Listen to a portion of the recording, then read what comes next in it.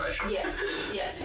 For any reason that an elected official has to step down from their elected position, that would clarify why we would need a public hearing for elected official vacancies.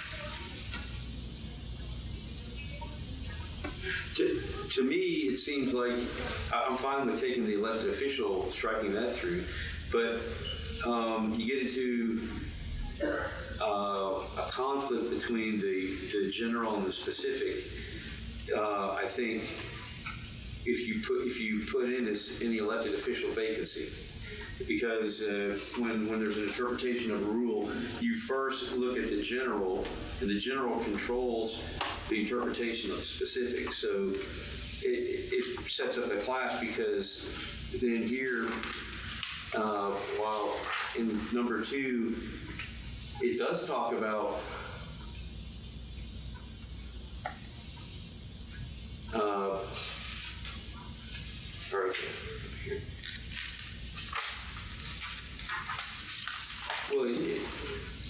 number 2 also has basically a public hearing, in a sense, on nominees for boards and so forth.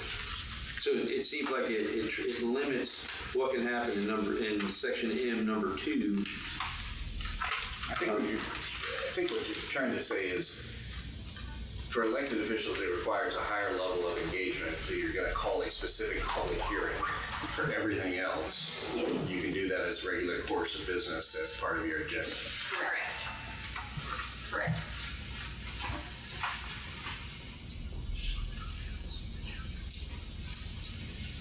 But you're also codifying, no matter if, for anybody, anytime there's a vacancy, a board position has ended the end of its term, even if somebody would like to reapply to serve another term, you're still going to publish it somewhere in the agenda, and you're still going to welcome applications. It's not just an automatic course. Well, okay. Which this, just to clarify, the amendment that was provided to you, that addresses both of my agenda items, to open it to the process, and then also for clarification of commission versus non-commission.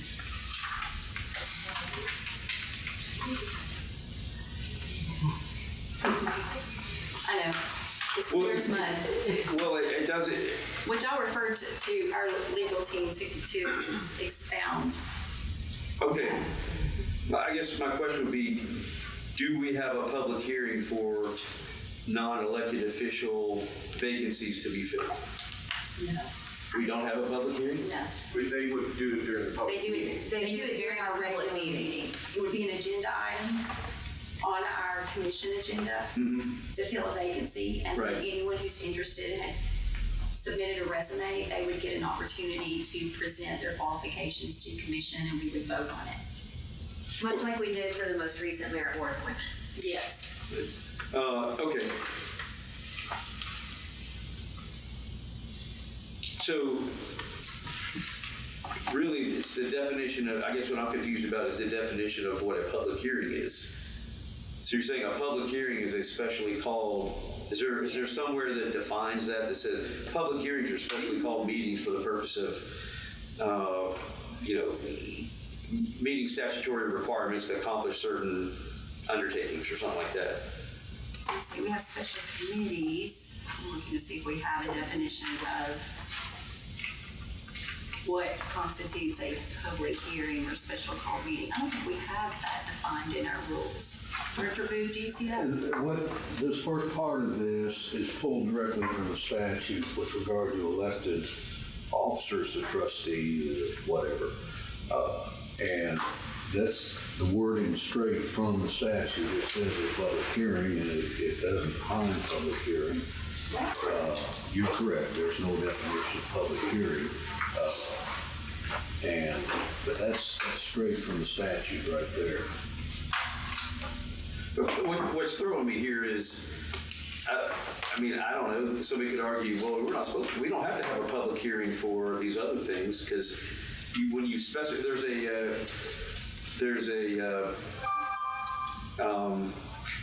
legal concept called, I mean, I can give you the Latin for it, it's expressio unius exclusio alterius. So somebody would say, I don't think would ever come up, maybe I'm being over picky, but Mr. Booth, I'm sure knows what I'm talking about. If you specifically state one thing, then the alternative is excluded. So, and we have an alternative here. We have the non-elected official hearings. That's what's throwing me about this, that it specifies it. You have a resolution for that, Mr. Booth? Yeah, I mean, we've all, and it's stated here in 2, and I think what this proposed amendment is, it says, prior to meeting, 7 calendar days prior to a meeting, which would be like we did with the merit board, in coming up with somebody there, and on top of resumes, the commission always invited anybody else that wanted to take part. So it was wide open, and we had that, and then they voted. And she has in this thing here, there shall be a public hearing for any elected official, which is exactly what the statute says. So,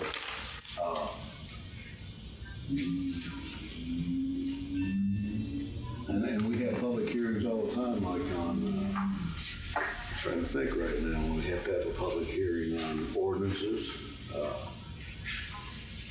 So, you know, there is no definition of public hearing. You are correct. I don't see a definition of public hearing. So the question is, but we have what I would call a public hearing to appoint other people too. That's what's throwing me. And Well, no, it's not a separate public hearing. It happens within, as Kim pointed out, it happens within the meeting itself when you're going to, and you can, and the they're very good. Commission's always been good at these. We had one when the trustee had to step down, and so we had public hearings on those applications that came in, and then they voted. So yes, it was a public hearing, but it was because it was elected, so it was a separate public hearing. But for like merit board, which is the most recent one, that doesn't require the separate public hearing, but it's a full hearing in front of commission. okay, all right, I'm being overly difficult this year. I think we just notice it differently. Like it tells us that Drew's got to have a separate meeting that says the commission Right. shall hold a public hearing, Yeah. and that's different than the regular session where it's All right. public too. Yeah. All right. Yes.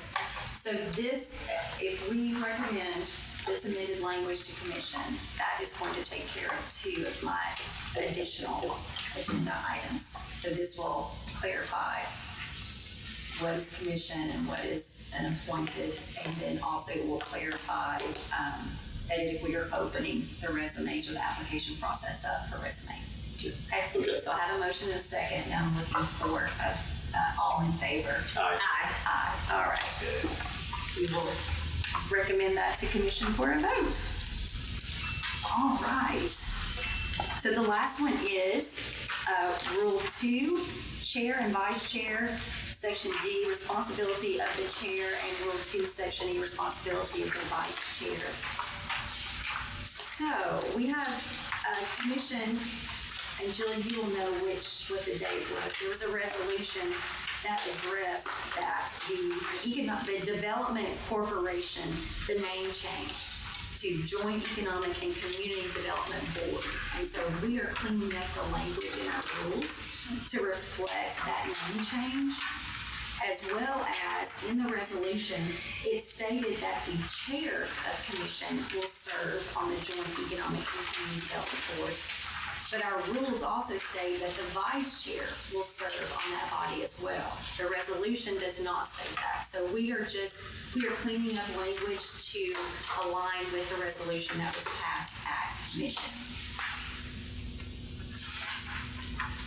So you have that, and it's basically responsibilities of the chairs on page 11 under number 4, representation. The Development Corporation, TDC, we will be replacing that language with Joint Economic and Community Development Board. And then on Section E, responsibilities of the vice chair, which is page 12, we're going to just delete it entirely because the vice chair does not serve on the newly named Joint Economic and Community Development Board. So I am looking for a motion to amend the language as recommended by this body to commission. So moved. I have a proper motion and a second. Any discussion? All in favor? Aye. All right.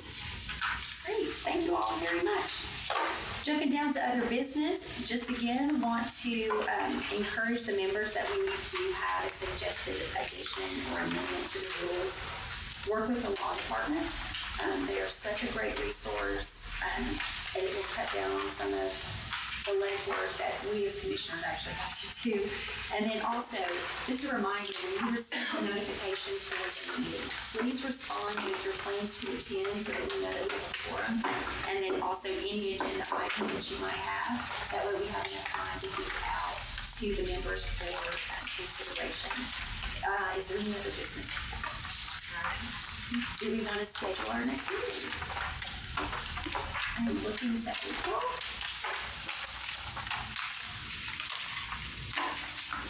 If Tuesday works for folks, I know Courtney has a standing meeting at 3. So as long as it's before or after. And I know Tuesdays are typically good for our other members as well. So I'm looking at Tuesday, April 1st, or can't do Tuesday, April 15th, but I can first. April 1st, April Fool's Day. Yeah, I think I have something that day, but Okay, well, let's look at, I not the calendar. 15th. I can't do Wednesdays aren't terrible either, usually for me. Commissioner Lee says she had a conflict on Wednesdays. I want to say, she said Tuesdays are best. What about Tuesday, April 22nd at 2 p.m.? My calendar decided to, Blake out? decided to take the account, like undo my account. So we're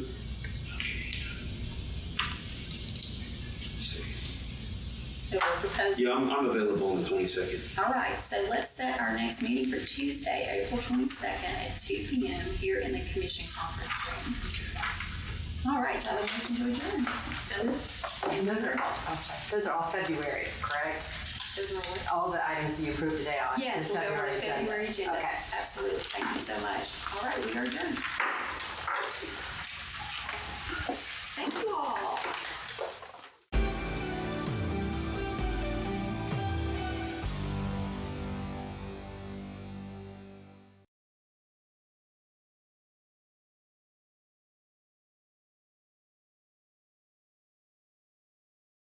He was walking on water,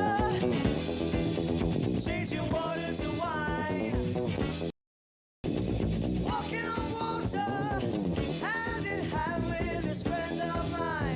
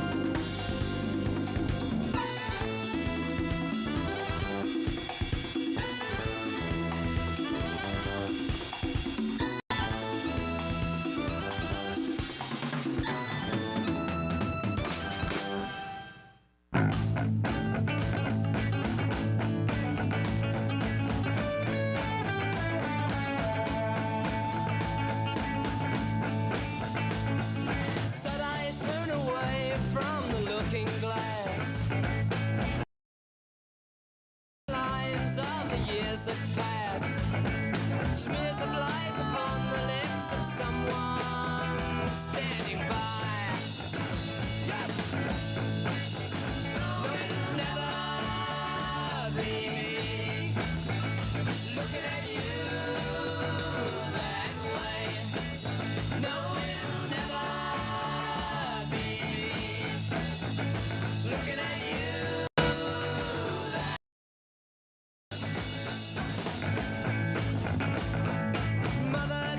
Photograph of a child that's dead, the child of the fading name that's never said.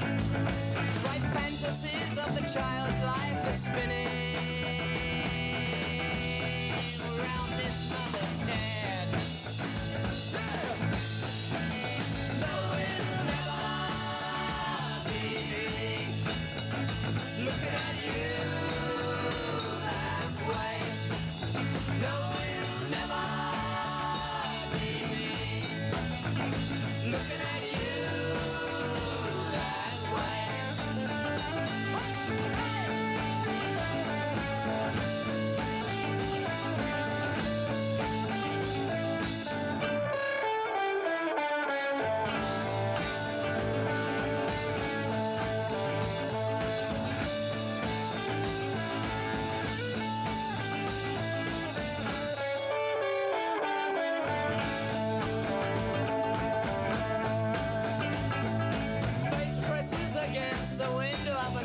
train. Arms twist out the message of unspoken pain. You wipe away a tear and then it starts to rain. No, it'll never be looking at you that way. No, it'll never be looking at you that way. No, it'll never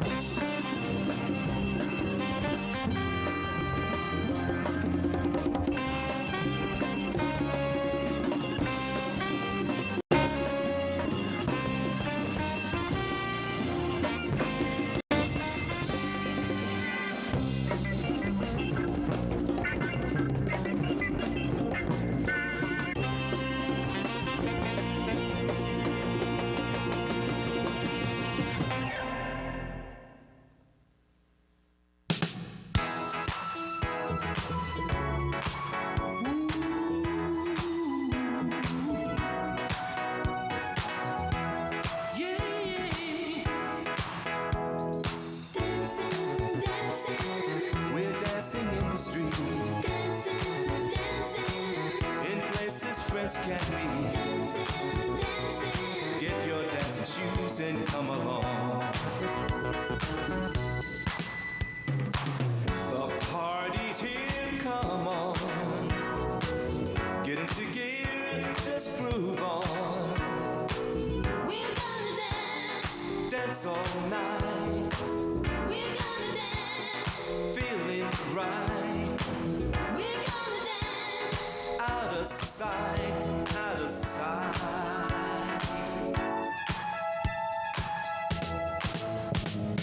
Dancing, dancing, We're dancing in the street, dancing, dancing, in places friends can meet. dancing, dancing. Get your dancing shoes and come along. Party's here, come on. Get into gear, just groove on. We're gonna dance. Dance all night, We're gonna dance. feeling right. We're gonna dance. Out of sight, out of sight.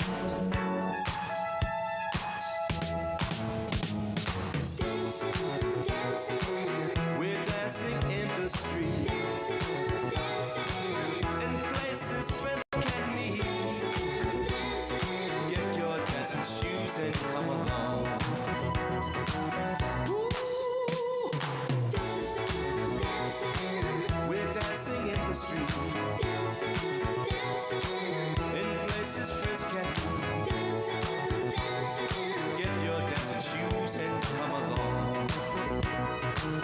Hey, hey.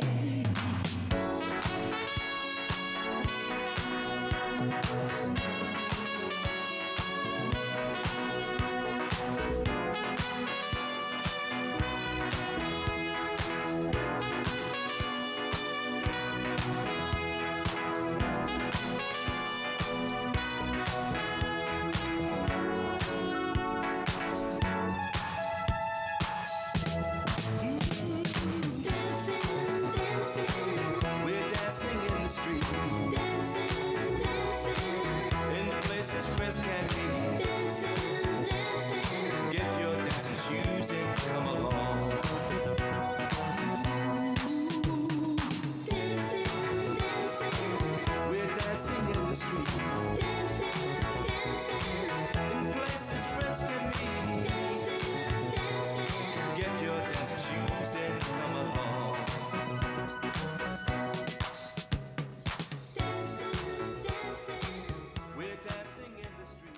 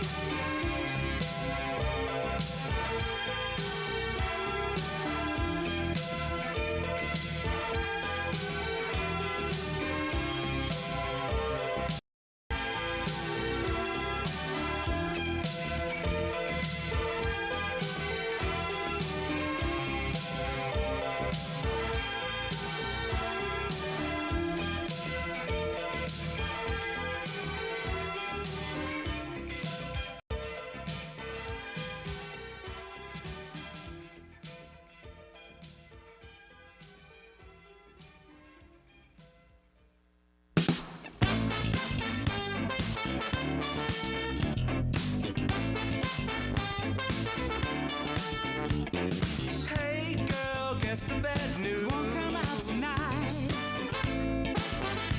No, no. That's right, I'm in trouble. You've been in a fight again. I didn't want to start it. You big bad boy.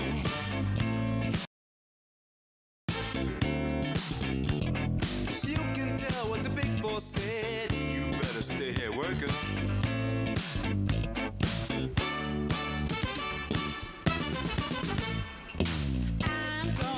Tonight I'm gonna make the good times happen. I'm so tired of sitting home and watching TV. I have got to dance or else I'm going crazy. This girl's on the loose.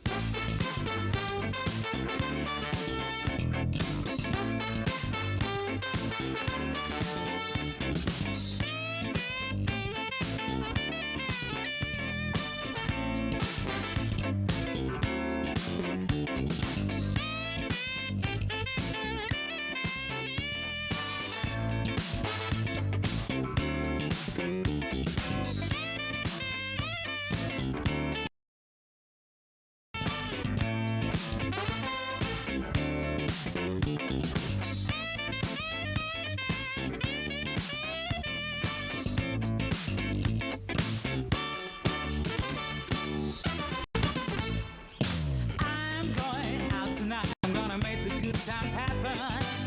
I'm so tired of sitting home and watching TV. I have got to dance or else I'm going crazy. This girl's on the loose.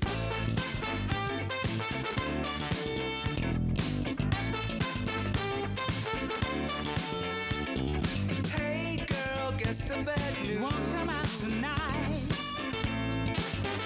No, no, no. That's right, I'm in trouble. You've been in a fight again. Didn't big bad boy.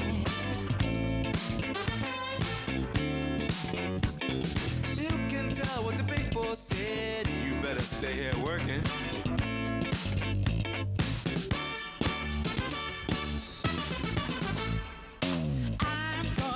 Tonight I'm gonna make the good times happen.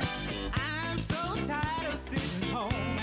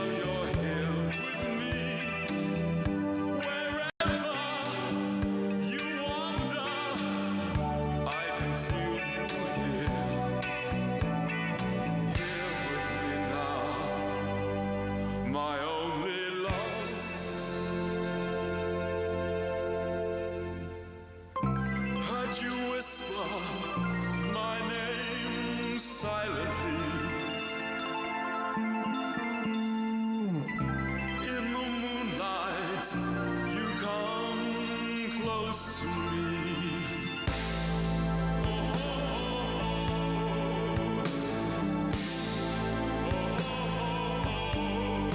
We only know the truth, living like angels. Now won't you call my name?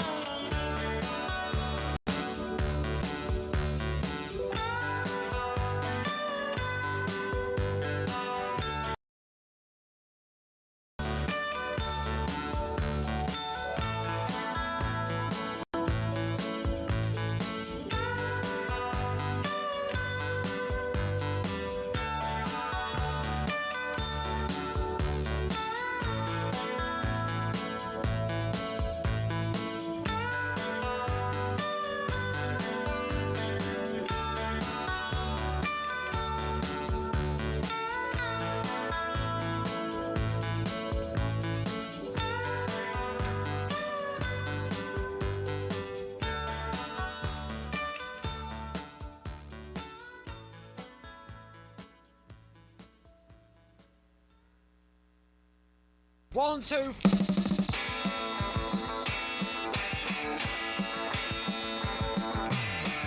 talking crazy, well they bring me down. Running round like people miles all over town. Trying to find some meaning in a 5-minute craze. Chasing round in circles to the end of the day. Well, it's a silly, silly life when you're dropping on a car. Playing on a guitar till you think you're gonna drop. Would you believe what we got? Oh, would you believe what we got? Oh, would you believe what we got? Well, I don't know where it's going, but neither does the Pope. All I know is that it's drumming round a bed. Dropping on the people is a waste of spit. Turn into like a well, they're thinking that they're it. Financed by the record companies, pushed on by the brick. Well, they feel safe for receiving checks and claim they're in a mess. Spilling out their anguish in the NME. But down inside they feel so tired of payback. So, would you believe what we got? Oh, would you believe what we got? Oh, you never believe what we got. Well, I don't know where it's going, but neither does the Pope. All I know is that it's driving me insane to hear it come round and out.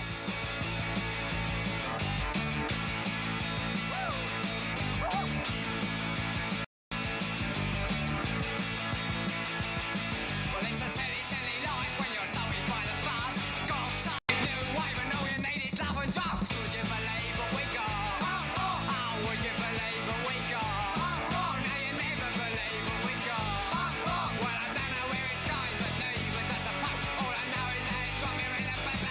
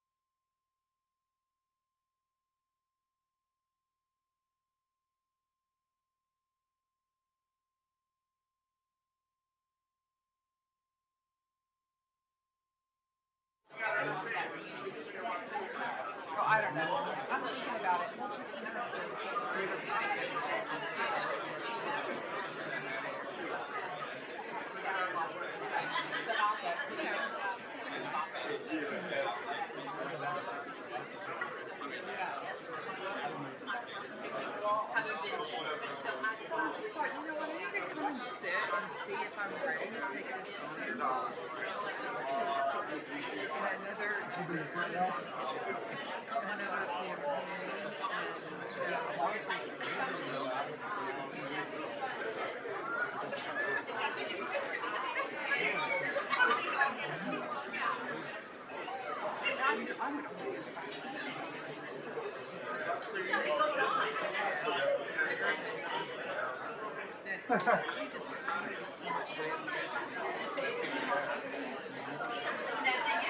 I worked with Parker years ago, but he never watched it.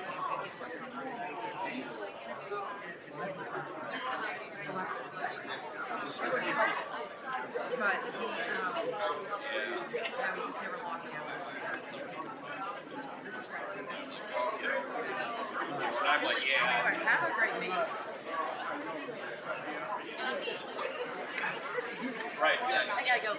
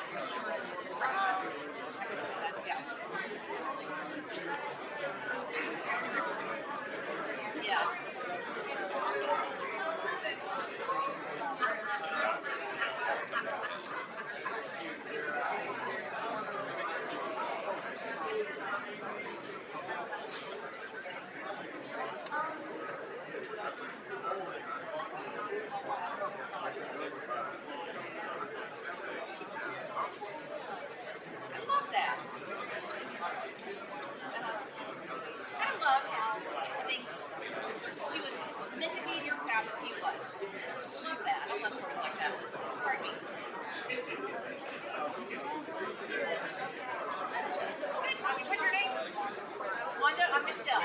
Nice to meet you, sir. So you take care.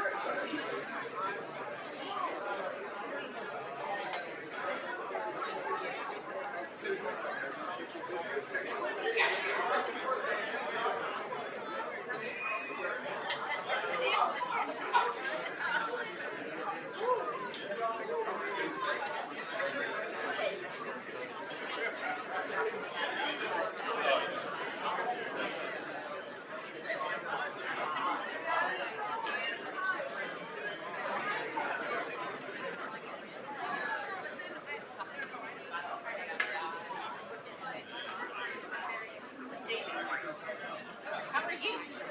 Good to see you.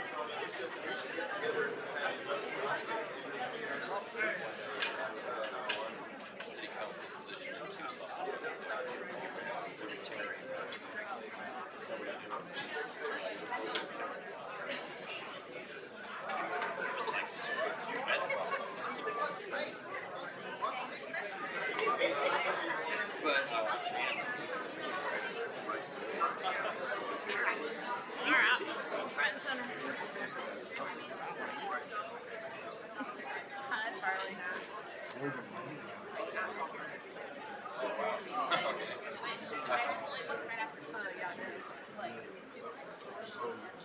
So yes, technically.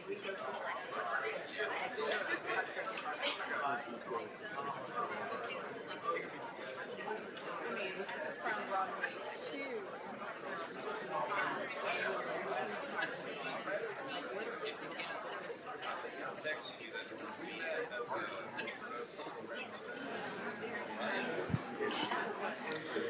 Good evening. It's 6 o'clock. I'd like to call this meeting to order. We'll begin with an invocation led by Councilmember McKenzie, followed by the Pledge of Allegiance led by Councilmember Ryder. Please rise as you're able. Thank you. Tonight we come together to conduct the business of the city of Knoxville. We ask that you give us the wisdom, the courage, and the conscience to do the things that we should do for all of those, especially the least of these. We ask that you protect those who have pledged to protect and serve us. We ask that you would protect those who are at war. We pray for peace, not only in this United States, but in this world. Please continue to be with us and guide us. Let us do all things decent and in order. Amen. Face the flag. I Pledge allegiance to the flag of the United States of America and to the republic for which it stands, one nation, under God, indivisible, with liberty and justice for all. Okay, Mr. Johnson, would you please call roll? Councilwoman Fugit, Here. Councilwoman Helsley, Here. Councilwoman McKenzie, Here. Councilwoman Parker, Here. Councilwoman Ryder, Councilman Roberto, Here. Councilwoman Singh, Vice Mayor Smith, Here. and Councilman Thomas. All members present, Mayor. Okay. Next is a motion on the minutes from our last meeting. Is there a motion? Second. Okay, motion made to approve and seconded. Any questions or discussion? Seeing none, all those in favor, please say aye. Aye. Any opposed? Motion carries. Next item, are there any items to be withdrawn from tonight's agenda? Are there any items to be postponed? Are there any items requested to be added by motion? Okay. Is there a motion on the consent agenda? Okay, motion made to approve the consent agenda. Any questions or discussions? Seeing none, all those in favor, please say aye. Aye. Any opposed? Motion carries. Okay, time now for my mayor's report. First, I want to thank everyone who helped spread the word about our public service direct hire event that took place last month. It was a huge success. More than 150 people showed up, and we made 25 conditional job offers that day. So I really appreciate everyone's help. Thanks to the streamlined event, our newest employees are already on the job and helping provide services that Knoxvillians count on. So thank you to HR and public service and communications and everybody who helped make that possible. They got their physicals and interviews all in one day. It was very, in this job market, we need to be as streamlined as possible. So really proud of that effort. We had so much success, we're gonna do it again. And the next department we're doing it for is the fire department. So the Knoxville Fire Department will have a recruitment expo February 26th from 2 to 6 p.m. at the Knoxville Expo Center. This event is a chance for people to learn more about the Knoxville Fire Department, explore the tools the department uses, talk with firefighters, and fill out an application for the next recruit class. Should be a fun and informative afternoon, and council members are welcome to come by. Quick reminder about our rules of decorum. Those who wish to speak, either to a specific agenda item or during public forum, need to sign up with the city recorder, Mr. Johnson, before 4 p.m. Do not use profanity, and when speaking to specific agenda items, you must stay on topic.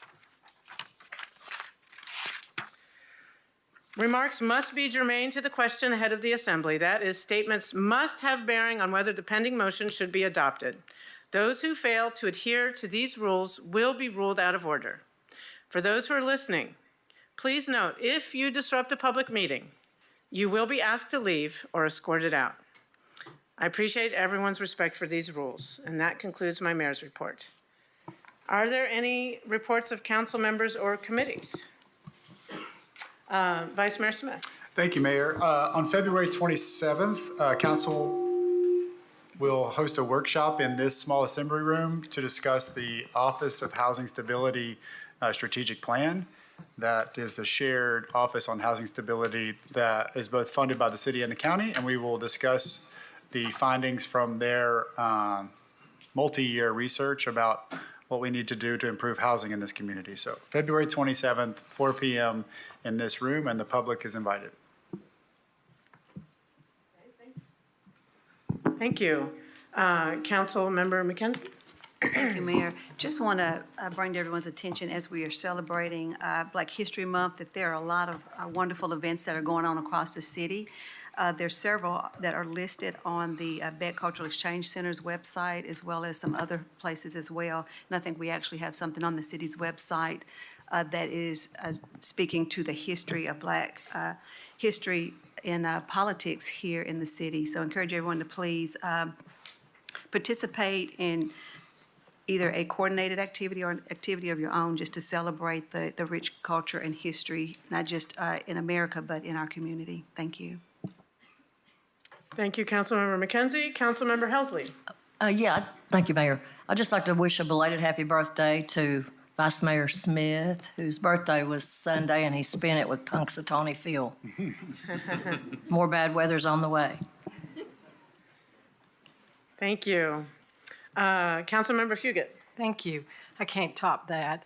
I just want to remind my council colleagues that next Wednesday is the deadline for, that you need to get anything to Mr. Johnson about our city rules.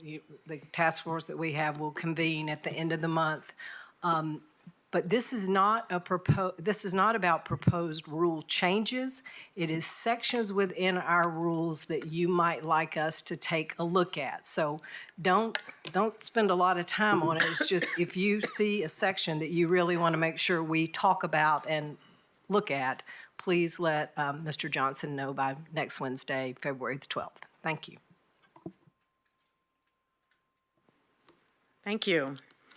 All right, seeing no more lights on, we'll move on to, I guess, item 11, section 11. Yes, ma'am. 11A is a resolution approving the annual budget of the Central Business Improvement District, more currently known as the Downtown Knoxville Alliance, for fiscal year 2024-2025.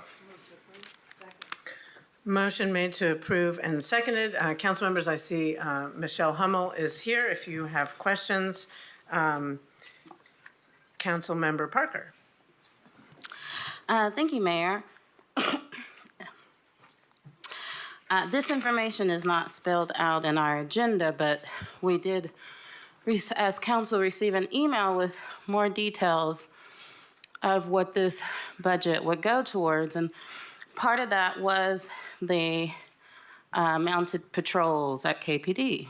So I wanted to take this opportunity to ask for more information about the mounted patrol. Yeah, I'd be glad to provide that information. First, this is something that Chief Noel first suggested that we consider, I think, 2 or more years ago. And I said, well, let me give us more information. And then as time unfolded, he got more information and had time to come up with a plan. He worked with his team and learned about what other cities have done. Obviously, New Orleans is one place that has had mounted patrol for many years, as has Nashville. My question was, what's the cost and what's the, how does it help enhance our city? And I particularly wondered what the public safety enhancements were. I was confident that the public relations, when people see mounted patrol, that can be a really positive thing. But what I learned, and Chief Noel can expand upon this as needed, is that just like when a marked patrol car goes through a neighborhood, that neighborhood has a lower incidence of crime for at least 30 minutes or maybe even 3 hours. I can't remember what the research shows, but for a considerable amount of time. And that speaks to the importance of visibility. And mounted patrol, particularly in a crowded events like we have in World's Fair Park or Market Square. I'm just thinking of like the National Baseball Parade. There were a lot of police officers there to keep us safe, but I couldn't see them because they were all on foot. And so that visibility is really helpful for public safety. They also play a role in search and rescue missions in ways that other people on foot or in other types of vehicles can't do that. So it's about special event safety, reassuring those who are seeking assistance, and deterring crime in places, particularly in crowded events. I also was very concerned, of course, about the cost, The initial purchase of 2 horses was done through a grant as well as a trailer. And we're very grateful that the Downtown Knoxville Alliance, since many of the opportunities for these the mounted patrol to be deployed will be downtown. If this budget is approved, not just tonight, but at their board, they've considered purchasing 2 additional horses. Will this require us to add more police officers? No, they're doing it within their existing patrol units. So the cost of the horses are about $20,000 each. That's been covered through grants, and now the purchase of 2 more horses would be covered potentially through the Downtown Knoxville Alliance contribution. Stabling and tack and that sort of thing is stuff that can be included, can be covered by Knoxville Police Department's existing budget. So I'm really excited about this. KPD's shared some information about the training and that and so forth on the social media, and the response has been very positive. So we're grateful for this new way to make our city safer. Well, thank you for that overview. I have more questions that will take more than a minute, but I did want to ask, just along the lines of what you just shared, additional cost. Is there already a plan in place for, how, I'm just thinking of other cities that have horses and often have things from the horses to clean up on the streets. Manure? I'm sure they have bags or whatever. I'll let Chief Noel answer that, but in my experience, they have bags and then they empty the bags.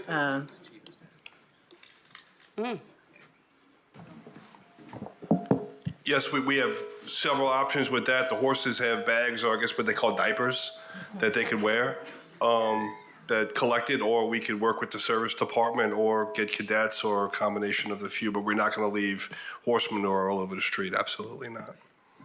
So that would be a KPD responsibility, not a public service department responsibility. Well, we're all one team. We'll work it out. I'm confident. I'll leave it there and then I'll come back with more questions. Okay, Councilmember Singh. Thank you, Mayor. Ms. Hummel, would you mind coming up? Hello. Hi. We started a conversation about parking for employees, mainly the hospitality workers downtown. Could you tell me how that discussion's going? Absolutely. And talking, I think it was David Brace that asked if we can also help look for some alternatives or some options for service employees downtown. And I know that there is a need. I'm going to be talking with Tom with Walker Consultant next week. The programs I'm finding have not been, from what I'm understanding, has not been very successful. But that doesn't mean I'm not done researching, and I think the city's been doing some research as well. Another element too that I was briefly talking about, I think there is an element from the ambassador program where you can contact them and have the ambassadors walk the employees to their cars or visitors to the cars. So I think that is incumbent. We should do a better job to make sure our employers downtown and businesses know about that service as well. Yeah, I hadn't heard of it before, and it sounds great. Right. Yeah, thank you. You're very welcome. Councilmember Thomas. Yes, just a short note on the ambassador program. I didn't know until later on about its outreach to the homeless population. Yes. So it's not just a service for tourists or PR for downtown, but they actually engage on the street level in real time. They are very compassionate. Yes, they are. That we've seen that, and it really helped people get some documents and papers, and then put them in contact with the appropriate services agencies to help as well. Yeah, I'm glad to see that continued. Thank you. Okay, Councilmember Parker.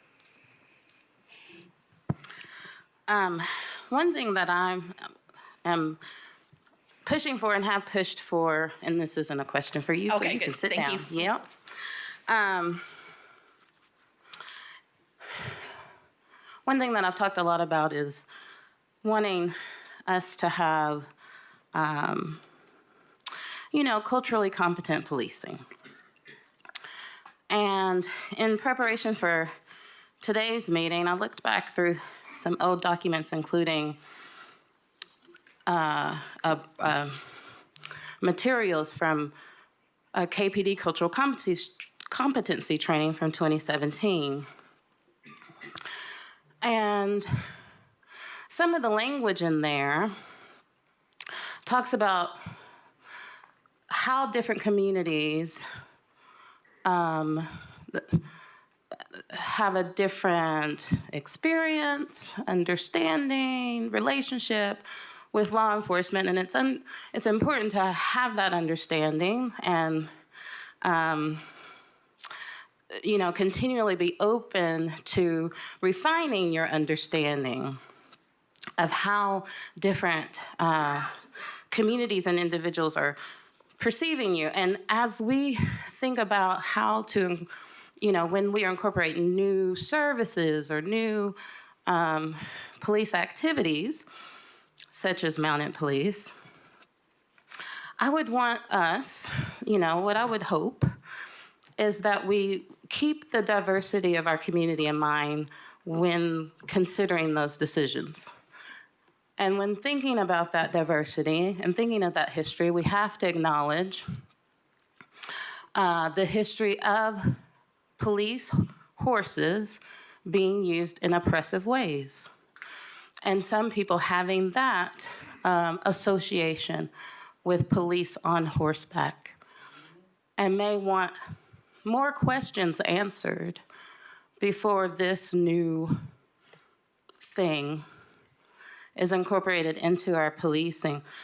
For instance, when I saw this listed on the Downtown Business Alliance budget, and heard some of the reasoning behind at least the Downtown Business Alliance support for mounted police, it was hard for me to imagine how they would even be incorporated. Would they be making arrests? Would they be able to detain people? And if so, what does that look like? This doesn't necessarily have to be a bad thing. I'm opposed to it. But at minimum, there should be some sensitivity in how it's introduced into the community and a conversation. Some people may not feel safer with the introduction of police horses in downtown policing. I could imagine it used, in the urban wilderness, along trails that police vehicles aren't able to use on those trails, and making sure that people are safe and no one's injured along those trails. But in an urban area, to me, we're headed in that more oppressive potential use, especially when we're talking about an area of town where that is known for people sleeping in areas where you might walk in absconded ways. And I would just hate for a horse to be trampling through these areas when a more gentle human, right, should be searching through these areas where a human might be sleeping. So these are my concerns about mounted police. We haven't had a conversation as a city, and I'm not confident that we've taken into consideration any of these concerns that might exist in our community with mounted police. Thank you. Thank you. Councilmember McKenzie. Thank you, Mayor. I also want to add to the train of thought and direction of the conversation of Councilmember Parker. Will the mounted unit be specific to downtown and to outdoor activities, or will they be expanded into communities? So for the most part, the mounted unit will work downtown. There will be times when we'll bring the mounted unit out to other places. Like I can imagine, National Night Out Against Crime, where we're having an event at, Chihawi Park or West Hills Park, and we want to bring the horses out for the kids to interact with, stuff like that. There may be, other opportunities like that, but primarily they're going to be used downtown for a visible police presence.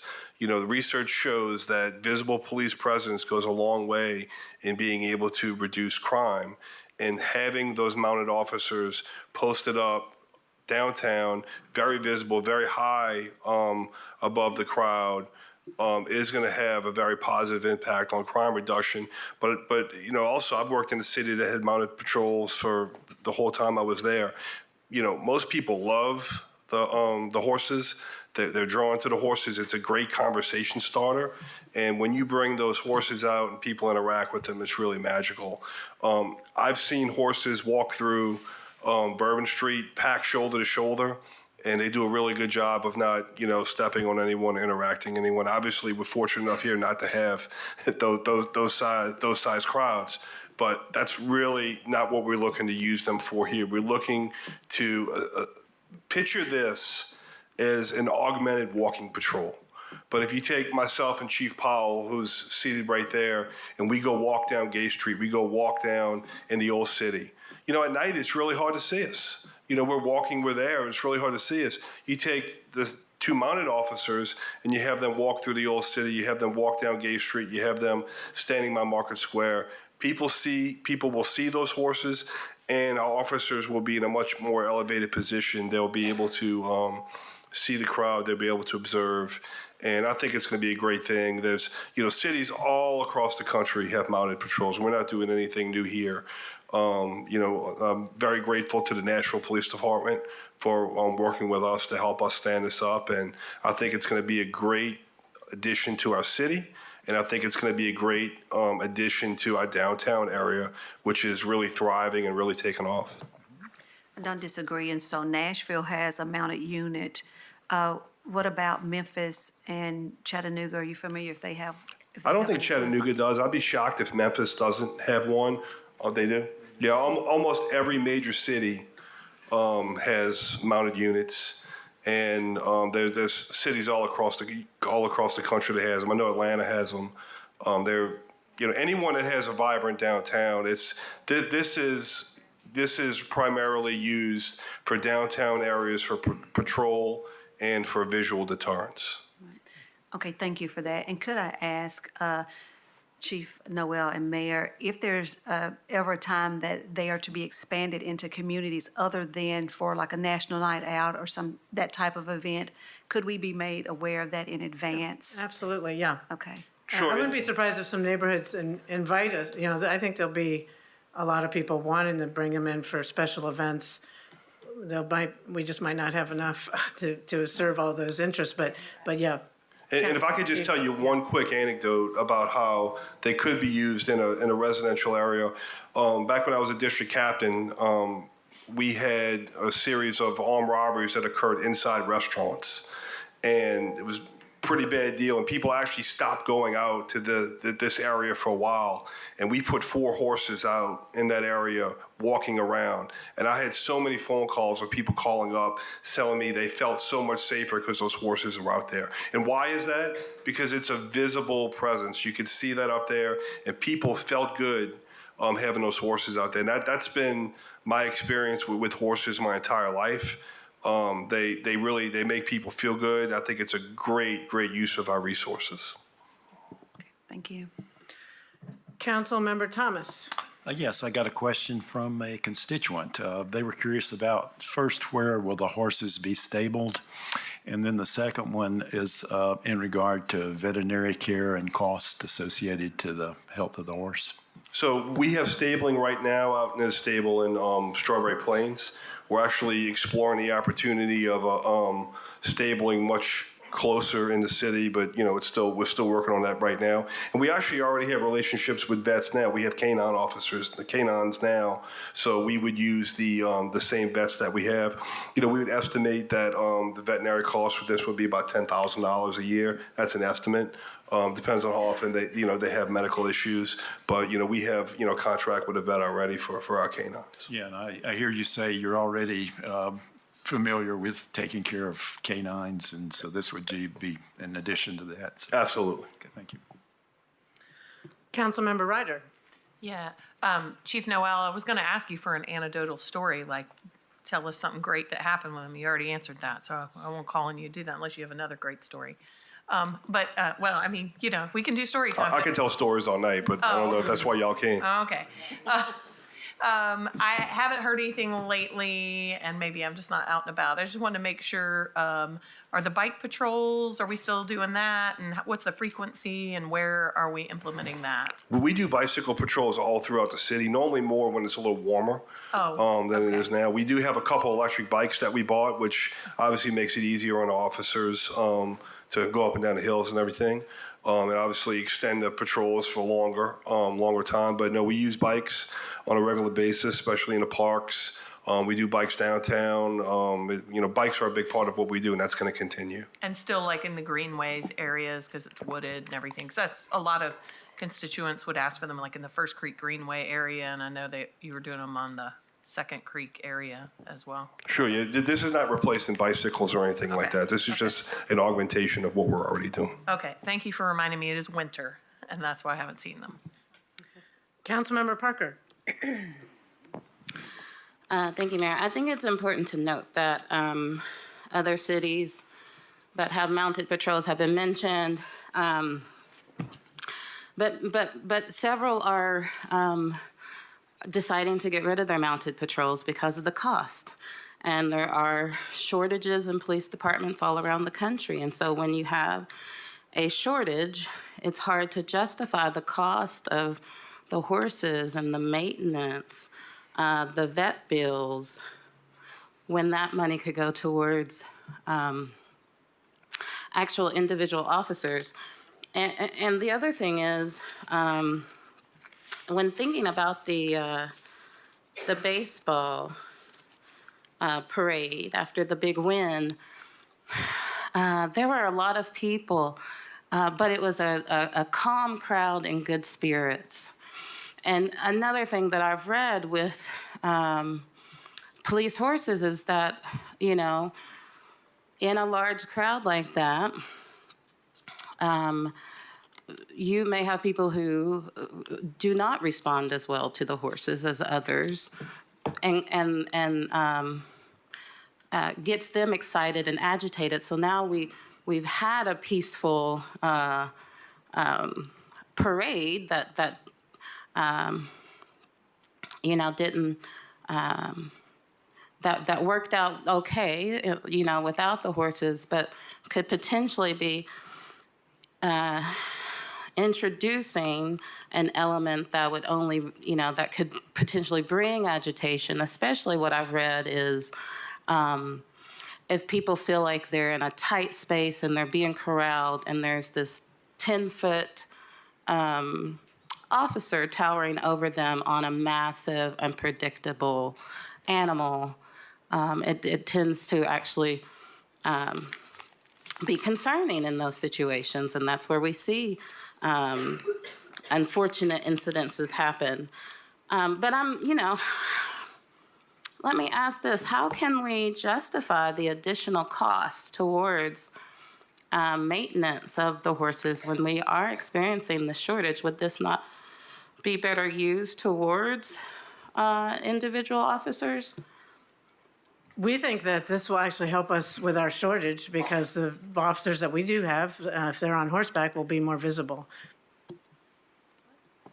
And ma'am, if I could just share one more, Councilmember Ryder asked about a story. So Chief Powell and I worked, we were downtown for the parade, and you actually just made me think of something. We walked into Market Square during the event while the presentation was going on the stage, and we quickly had about 6+ people that were suffering from heat-related illnesses, and we were calling for paramedics. The paramedics could not get to us, and that would be one example where if we did have horses there, a horse would walk in single file with the paramedics filing behind them, and that would be a way where we would be able to get paramedics to a place like that. Those paramedics could not get into that area with the stretcher. We actually had to go through the subway and go out the back back to get people out. In fact, Chief Powell helped the paramedics carry one person out in a chair from the Subway restaurant. So I've seen horses do that very safely, very effectively, countless times.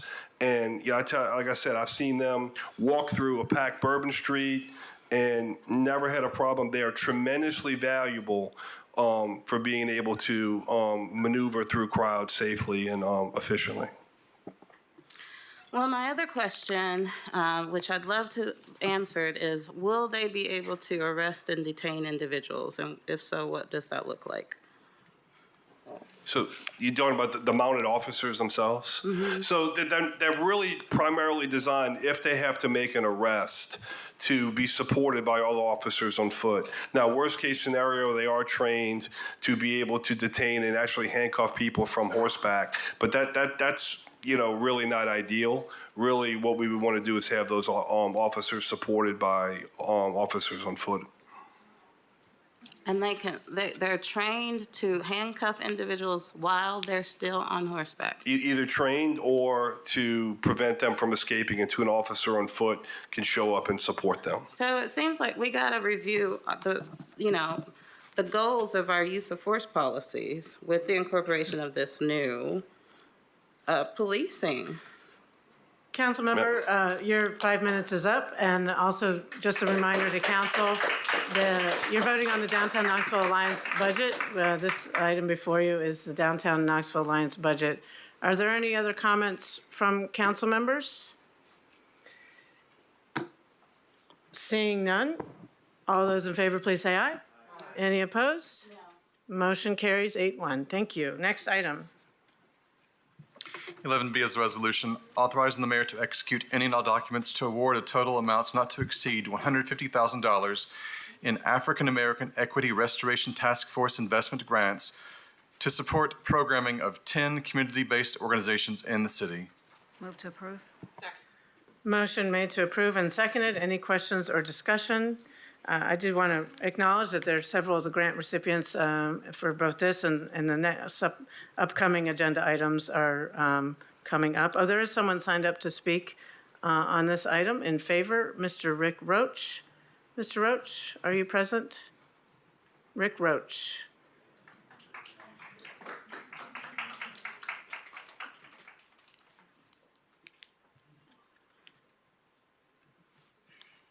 Rick Roach, Knoxville. I've always had a problem with the formation of the African American Equity Restoration Task Force because you operate in obscurity. If you were to ask anyone in the city of Knoxville, the majority would say, "What the heck are you guys doing?"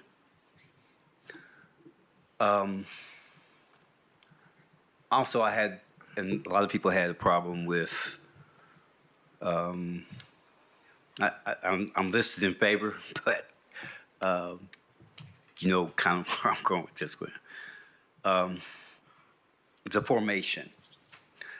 And to be honest with you, and this goes for whoever else was involved in that whole situation earlier, where we had a whole scenario of, I don't know if you want to call it a show, I don't know, but that Morningside Park thing, and you had your folk there standing up saying this is going to be a great thing, mayor, everybody, hey, look what we're getting ready to do, and look what we're getting ready to funnel, and we're going to have this connection made. And you didn't have the grant. You didn't have the money. And you all were talking about the hard work that you had put in to get up to that point. And all that effort, if nothing else, all that effort was wasted. A lot of effort was wasted. So what can you get from that? Do you really have in the city of Knoxville, I know this $150,000 coming, and I'm sure the organizations will gladly take that money, okay? Because they probably need it. But do you really have an honest working partner, truly, for whatever the agenda is of the task force with the city of Knoxville. Because the first two people, they're not bad people or whatever, but from my personal experience, did you need a Bill Lyon? Did you need a Mr. Miller from First Horizon, one of the most blatant, president of one of the most blatant discriminatory financial institutions centered here in Knoxville? Okay? I know this. Okay? So do we really have, and I don't know how they got into the conversation to be appointed, to be participating on the task force. At the end of the day, either you're for us or you're against us, okay? And that's the general consensus that I'm getting when I talk to people in the community in East Knoxville, within the Black community. What are we gonna get from all this, other than certain organizations finally getting a few crumbs? Okay? And you all having enough money to operate. What are we going to get from this? What is the program? Yes, I've only been to 2 meetings. Okay? Well, when you had the meetings in the early or mid to after, most people can't make it. Okay? Yeah, if you make a commitment to it, that's fine. But you haven't had to worry about overflow crowds. Okay? All right? Interested people from the community. Okay? And it feels like it's almost like an insider club kind of thing. Okay? We've had too much of that from long ago up to this point in time. And to be honest with you, the Black community, East Knoxville, Mechanicsville, Lonsdale, deserve better.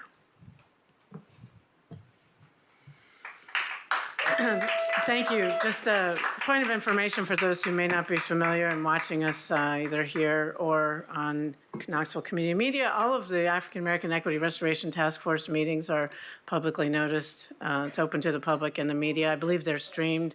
Excuse me, if you're talking, you're out of order. If you're talking, you're out of order. Excuse me, you have to leave. You're out of order. Please escort her out. Okay, you can leave too. I'm asking those 2 people who are speaking, you're out of order. You're out of order, you have to leave. You can leave voluntarily or you'll be escorted out. Thank you, goodbye. You have to go. You.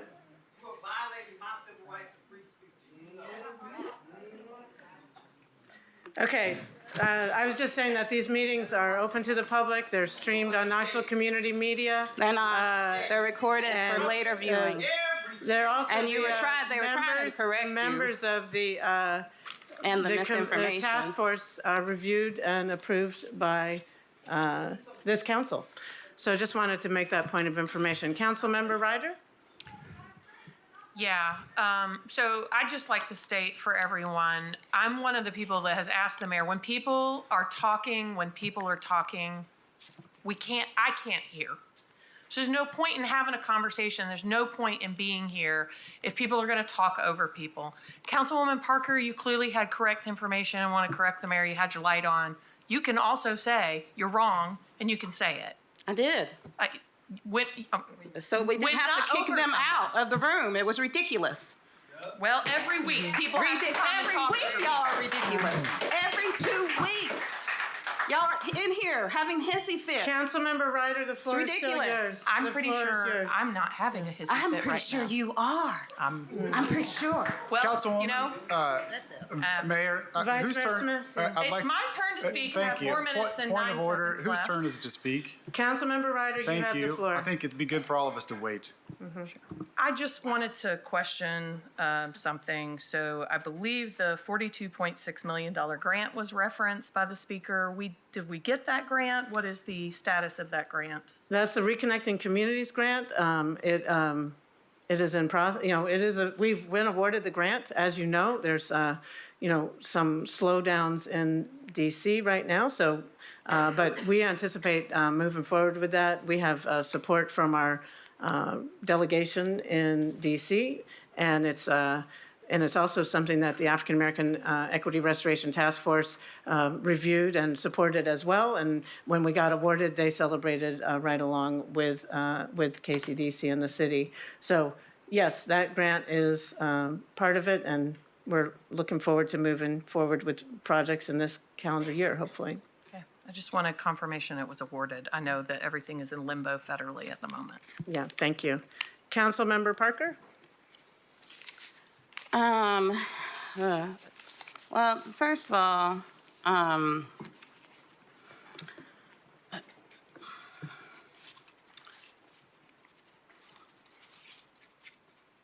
the enforcement of city council rules to me is more disruptive than one community member raising up facts to correct the mayor. That really should not get someone kicked out of a meeting. As soon as you say, "Excuse me, please be quiet," within 10 seconds, the person has stopped talking and we can go on with our meeting. When that doesn't happen, we end up talking about it for another at least 5 minutes. So it's a major disruption every meeting. And even, in my job, I actually do trainings on how to run good meetings. I invite you all to come to one of those trainings. And this ain't it. This ain't how you run a good meeting. It doesn't make people feel welcome. It doesn't make people feel able to engage with their government. It doesn't allow us to get our work done in a more efficient manner. It's not a good way to run a meeting. For this issue, I received complaints from applicants who, I'm not even going to say who was given wrong information or who was not. But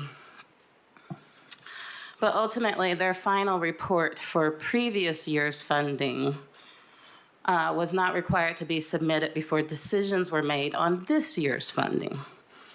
And so there were complaints about this not being a fair process because they were not able to present their final report before the task force and before the task force made their funding decisions for this year. So I'm very concerned about this. I did reach out to Director Middlebrook, and I understand that the grant cycle, the dates were moved this year, but I'm concerned that this could happen again next year, because in sharing my concerns of the community member, it seemed like the same process would continue moving forward, and there were no issues found with the current process. So, Director Middlebrook, would you mind speaking to that? So, as I said in the email, if you all recall, last year 2024 was the first year of the African American Equity Restoration Task Force grant program. Those awards came before you all late in the budget year. As a part of our consolidation of the Office of Community Safety and Community Empowerment into the Office of Community Safety and Empowerment, one of the things that we worked on as a department and talked about in terms of our internal efficiency and in terms of efficiency and alignment with the budget year and the ability to get awards reviewed and funding out to community organizations in a way that met their programming needs, that it was most efficient to consolidate most of our grant funding opportunities, which moved that funding opportunity from the spring to the fall this year, recognizing that that move the review would occur prior to the project, end of project reports being submitted. Those reports were not a consideration for any applicant. There were multiple applicants that applied that had received previous funding. And so those reports, whether they had been submitted or not submitted, could not be considered and were not considered as a part of our review process because it would have been unfair to consider those reports and factor them in that not all organizations had submitted them because the deadline had not passed. And so that was the circumstance with the reports not being considered, but they were not considered for any applicant, whether they had been submitted or not. And so do you plan to have the same process for next year? It is our intention at this point to stick with the same timeline. Once reports are submitted, then they can be reviewed as a part of the grant review process. The entire timeline has shifted, and so they can be factored in as long as that submission deadline is ahead of the grant review process.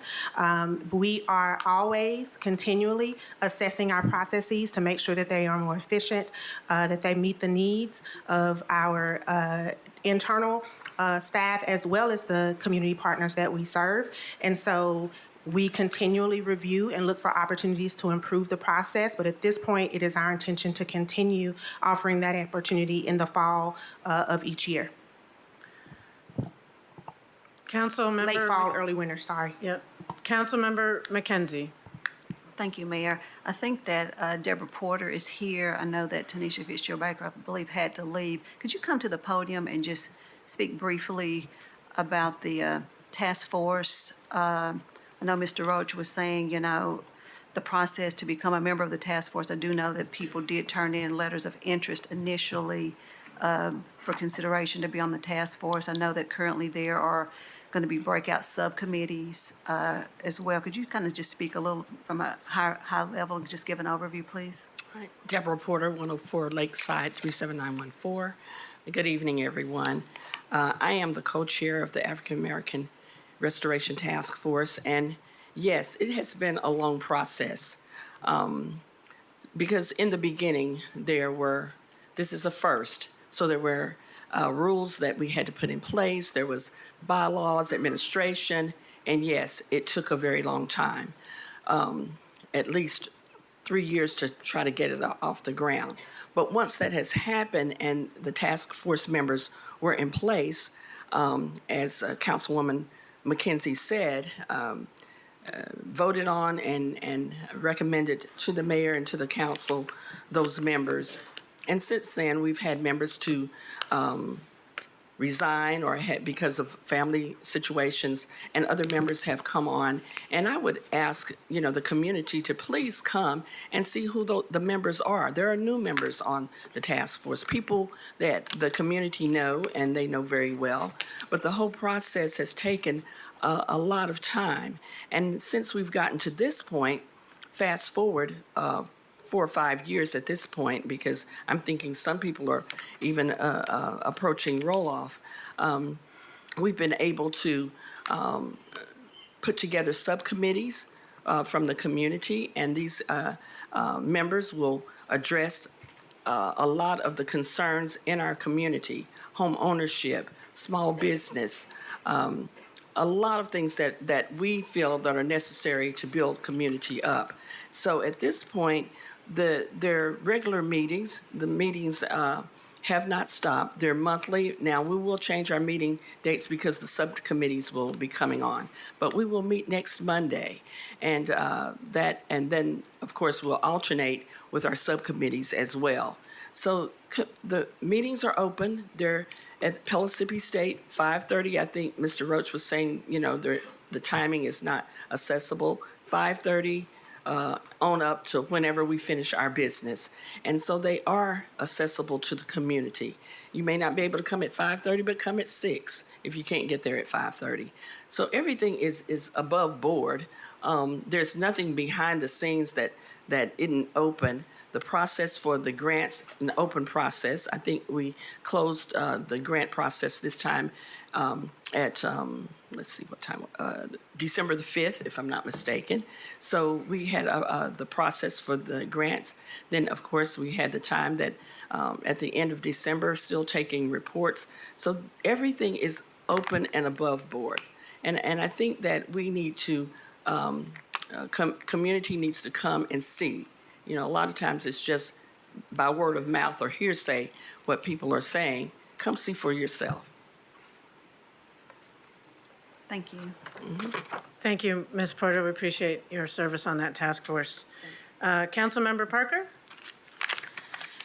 Thank you, Mayor. I just wanted to comment on what we just heard, that the mounted police are included in the Reconnecting Communities grant. Is that what we just heard? No, that has, What was- Reconnecting Communities has nothing to do with KPD. Are we talking about what's included in the Reconnecting Communities grant? It's a bunch of. Councilwoman Ryder was asking about as we. It's $42.6 million. It's various pathways and connections all the way from the old city to the Botanical Gardens. It's And okay, then it's also okay. Morningside Park to south of the river. There's a whole website dedicated to it. There's been a lot of public Mayor, meetings about please. it. It has nothing to do with KPD. I'm just responding to what Councilmember Ryder referred to. I'm just trying to clarify what she was referring to. She said a grant. Mr. Roach was directing comments about the grant and the press conference. He was talking about Councilwoman McKenzie. Did I hear correctly? He was referring to the press conference in Morningside Park when the grant was awarded and announced. And I heard him say that we didn't get the grant and that I was confused by what he said. So I just Okay. wanted clarification that we didn't get, That we did indeed get got the grant. Okay. Not about Thank you. horses. I thought you were connecting it to the previous agenda item, and I wanted to clarify that. I'm glad I did. Thank you. My main point that I wanted to make is I see this $150,000 grant as the only real benefit so far, with all due respect, from the task force. I don't think there's any surprise of how disappointed I was in the Reconnecting Communities grant being connected to the work of the task force. Because as was listed out by the mayor, so much of that grant is outside of the impacted community area. I mean, the bulk of it goes towards the bridge. So it's important that this grant is. Just a point of information, the RAISE grant is different. and No, that's not the pedestrian RAISE bridge, grant, yeah. the linear park. Doesn't that Reconnecting Communities grant include the linear park? Yes, some portion of that is the park. Others are, East Knoxville Greenway connector and other elements near First Creek on through Harriet Tubman Park. Right, yeah, no, but So a it's good not chunk mostly a of it is bridge. not, it's not for East Knoxville. So it's important that this $150,000 or whatever y'all are willing to allow to be granted to the community is a process that's fair, that the community can participate in, and hopefully has as far of reach as possible if that's all we're going to get from the task force. Seeing no further questions, all those in favor, please say. Mayor. Oh, sorry, Ms. McKenzie. Yeah. Councilmember McKenzie, sorry. Thank you, Mayor. I'd like to ask Tanisha Fitzgerald-Baker to come to the podium, please, if she's back in the room. Okay.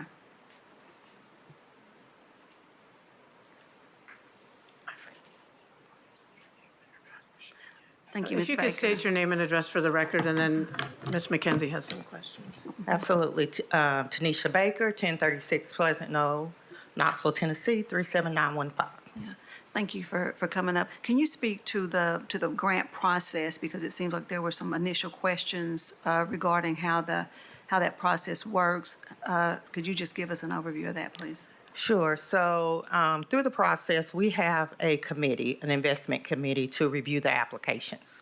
I'm not on that particular committee, but I will say I heard a comment brought up about any modifications to the process. So one thing moving forward that I've asked is that the scoring in the rubric be provided on the front end so people can assess the fairness and the criteria and try to meet that to the best of their ability. But the process involved an announcement of the applications, receipt, and then the members of the investment committee reviewed and scored those. And then the recommendations came out. So wasn't extremely complicated, but I want to also note that our intent is to build capacity. And although everyone can't win every time, we would, and I would hope, that we still cheer and celebrate those that did. We're hoping for continual investments, and also the grants are an opportunity to build recognition and interest for the work that we're doing, and also for the groups receiving the money. So that's a big part of, and it might seem like crumbs to some, but I am sure it is significant to others. Any other questions? Thank you. Thank you. Thank you, Ms. Baker. Seeing no other lights on, all those in favor, please say aye. Any opposed? Motion carries unanimously. Next item. 11C is a resolution authorizing the mayor to execute any and all documents to award a total amount not to exceed $11,375 in Youth Violence Prevention Week grants to provide support and programming to 4 community-based organizations in the city. Motion made to approve and seconded. Let's see, there are 2 people signed up to speak. We'll start with the person speaking in favor, Lindsay Jaremko.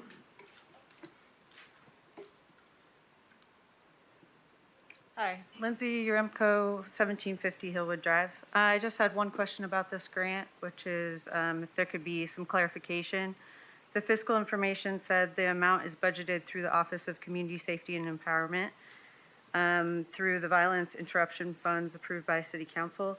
So the clarification I was hoping for is this paid for with the Department of Justice Programs grant, which was a $2 million grant that City of Knoxville received that was approved by council in May of 2023. And that grant's supposed to run from 10/1/2023 through 9/30/2026. So it's a $2 million grant. Seems like it would be a good fit for this one, the previous agenda item, the one after. But it's my understanding that we haven't spent any of that money yet. So I was hoping to get clarification on if this falls under that. Thank you. Next person signed up to speak on item 11C is Nzinga Amani. Nzinga Amani, if you could come to the podium, state your name and address for the record, and you'll have up to 5 minutes to address council. Nzinga Amani, 1312 Hawthorne Avenue. Before I get into it, Mayor, you have been fully out of order today. You have repeatedly interrupted Ms. Parker when she was talking. It was wrong for you to kick out Lee and Rick, especially when Lee was correcting your misinformation. So that is unacceptable for a so-called leader in our community. So before I get started more specifically, I fully support violence prevention. I just believe that we can do so much better. And this is relevant, but I want to touch on the situation with these horse cops. You're visible enough. People see you. People see your cars. People know when y'all are around. You're visible enough. And moreover, horse cops scare people. I'm not sure if folks are aware of this. Horse cops scare people. I've been around them numerous times. It's not a situation where people are flocking to the horse like, oh, this is pretty, you know what I mean? Like, this is like scary situation when you bring these horses out, right? I've seen this numerous times. And it's eerily reminder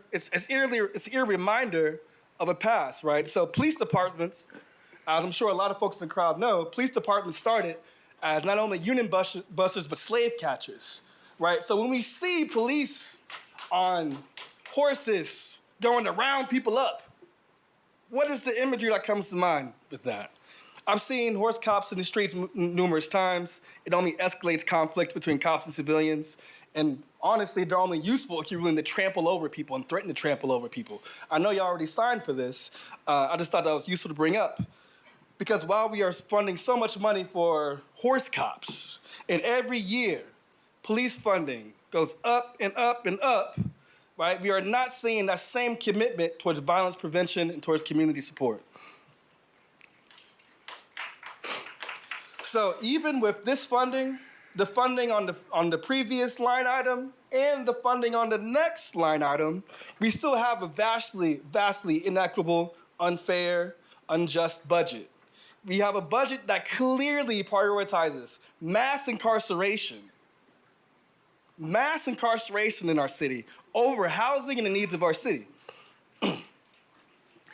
So, I'm glad that we have some money, but these are crumbs, and crumbs can have a big impact, but they are crumbs nonetheless. Let's just keep it real. So, to the folks in the community, to the organizations who have been able to actually get in position to get this money in this line item or the one after the one before, right? I tell y'all, keep it up. Keep advocating for what your organizations need, and don't just settle for the crumbs the city gives you. I understand you gotta make some deals, you gotta keep the lights on. But we need to be advocating for what we need, making it clear, so that way when we transform city council this year, we can transform our city with your help and work together. So I'm glad y'all are passing this money, but these are still crumbs, and we need to see a lot more from our city that shows y'all have an actual commitment to violence prevention. Council, that concludes the people who signed up to speak to item 11C. I just wanted to give a little context. Every year, in recent years, we have provided grant funding to local groups working to reduce youth violence in our city. And we also listen to the community and tweak our grant cycle to make sure that we are best meeting the needs. So these two grant programs, items C and D, we typically award around $250,000, and that is the same rough amount that we are awarding or proposing to award this year. But based on community input, we are putting more of that $250,000 into the Opportunity Youth Program, because that serves our young people for a more sustained period of time. And the Youth Violence Prevention Week programming will still be receiving grants, but that is, we just tweaked that based on feedback we got from the community. I do want to publicly thank all the organizations who applied. We appreciate all you do to help the young people in our community. Ms. Parker. Thanks, Mayor. I agree that our violence prevention and interruption funding should be higher, and I still agree with Councilmember Singh's proposal that we should make it a goal to try to reach 10% at least of public safety funding for these programs that will address the root causes, and expanding that more into housing and other social services. But my other question is, I'm noticing fewer grantees in certain areas, but I know there's changes being made to these funding programs, so perhaps they're shifting to other places. But could you share with us what you are seeing since this program's been in place? Are the number of applications going up? Has it stayed around the same? Are they going down? Is it the same groups, new groups that are coming? Are we building relationships with certain groups? Are we seeing groups come one year and then fall off the next? What are we seeing in terms of who's applying? Ms. Middlebrook? Yes, ma'am. Thank you. We do see variation in the groups that apply. In previous years, for Youth Violence Prevention Week specifically, we usually have around 10 or so, sometimes 13 applicants. This year, I believe we had 8 applicants for that program. Many of them were returning applicants. Some of them, I believe, were new. The Youth Violence Prevention Week, for clarity, the Youth Violence Prevention Week micro grants are really just a boost for community-serving organizations to provide programming in commemoration and observation of Youth Violence Prevention Week, which is a national initiative. It is not designed to support long-term sustained programming. It's really designed to spur programming, events, activities, resources that can be designed to reach the broader community, whether it's young people, educators, educators, parents, faith communities, whomever, to educate them on needs surrounding any form of youth violence. So it is not specific to community-based violence. It could be bullying. It could be any number of things. And so it's really just to boost and encourage our community to participate in programming during Youth Violence Prevention Week in coordination with programs and services that the City of Knoxville specifically and directly hosts ourselves. And so it's an opportunity for us to not only provide programming that is sponsored through the Office of Community Safety, but also to support our partners in the community who may want to do some additional observance and programming during that week. And I think as kind of noted, in the email that I sent to council this year, and for all of our grant processes through the Office of Community Safety, we use members of the community to review those grants. For the task force, as you heard, it was members of the investment committee. For Office of Community Safety grants, we pulled in some subject matter experts and young people to help to review those grants. And this year, they felt really passionate about directing additional resources to the Opportunity Youth Engagement Grants and only selected 4 of the 8 applicants to receive Opportunity Youth Violence Prevention Week grants. But on average, like I said, we see usually around 10 or 12 applicants. This year, we received 8 for Youth Violence Prevention Week. Thank you, Ms. Middlebrook. Ms. Parker, any further questions? No, just I appreciate the overview and just want to continue emphasizing the need to, I go back to what Thomas App said and the health of our ecosystem of community groups working on violence prevention will help us maintain, sustain, a community that can prevent violence for the long term. And so I understand these are not long-term grants, but my hope is that through these funding programs, the city is hoping or intentionally working to help build up our capacity in the city of the community groups able to engage in some form of public safety. Community-based, community-driven public safety. Okay, seeing no further lights, all those in favor, please say aye. Any opposed? Motion carries. Next item, please. 11D is a resolution authorizing the mayor to execute any and all documents to award a total amounts not to exceed $234,841 in Opportunity Youth Program grants to support programming for youth and young adults to 10 community-based organizations in the city. Move to approve. Motion made to approve and seconded. Councilmember McKenzie. Yes, Mayor, I also would like to move to make a correction. That's actually 13 community-based organizations, not 10. Ms. Middlebrook brought that to my attention. Okay, a motion to amend the number from 10 to 13 has been made and seconded. Any questions or discussion about the amendment? Seeing none, all those in favor of this amendment, please say aye. Aye. Any opposed? The amendment carries. Now back to the original motion as amended. Councilmember McKenzie? Oh. Any other questions or discussion? Seeing none, all those in favor, please say aye. Aye. Any opposed? Motion carries. 11E is a resolution authorizing the mayor to enter into an easement agreement to allow a proposed canopy encroachment into public right-of-way at 1900 Cumberland Avenue, 1st District. Motion made to approve and seconded. Any questions or discussion? Seeing none, all those in favor, please say aye. Aye. Any opposed? Motion carries. 11F is a resolution authorizing the mayor to execute an agreement with Canon and Canon Incorporated in an amount not to exceed $130,000 to provide professional design services for the First Creek Greenway project. Motion made to approve and seconded. Any questions or discussion? Seeing none, all those in favor, please say aye. Aye. Any opposed? Motion carries.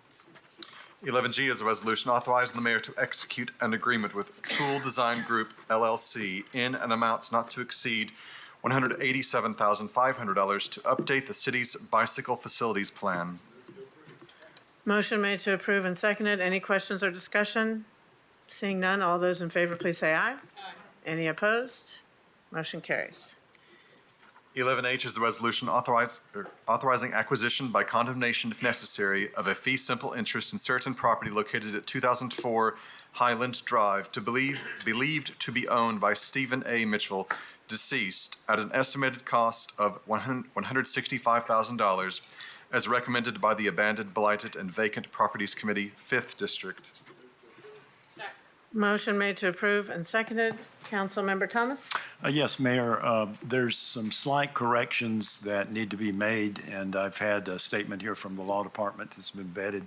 So I would like to make a motion to amend with this language. I move to amend the 9th preamble clause of the resolution by striking out the words, "the Knox County Property Assessor's appraisal, value, and anticipated fee," and inserting the words, "a fair market appraisal dated 12/12/2024.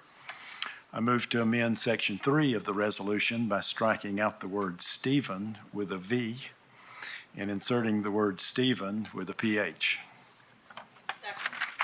Okay, motion made to amend, as Councilmember Thomas read, and that law school training has come into action. It's been made and seconded. Any questions about the amendment? Seeing none, all those in favor of the amendment, please say aye. Aye.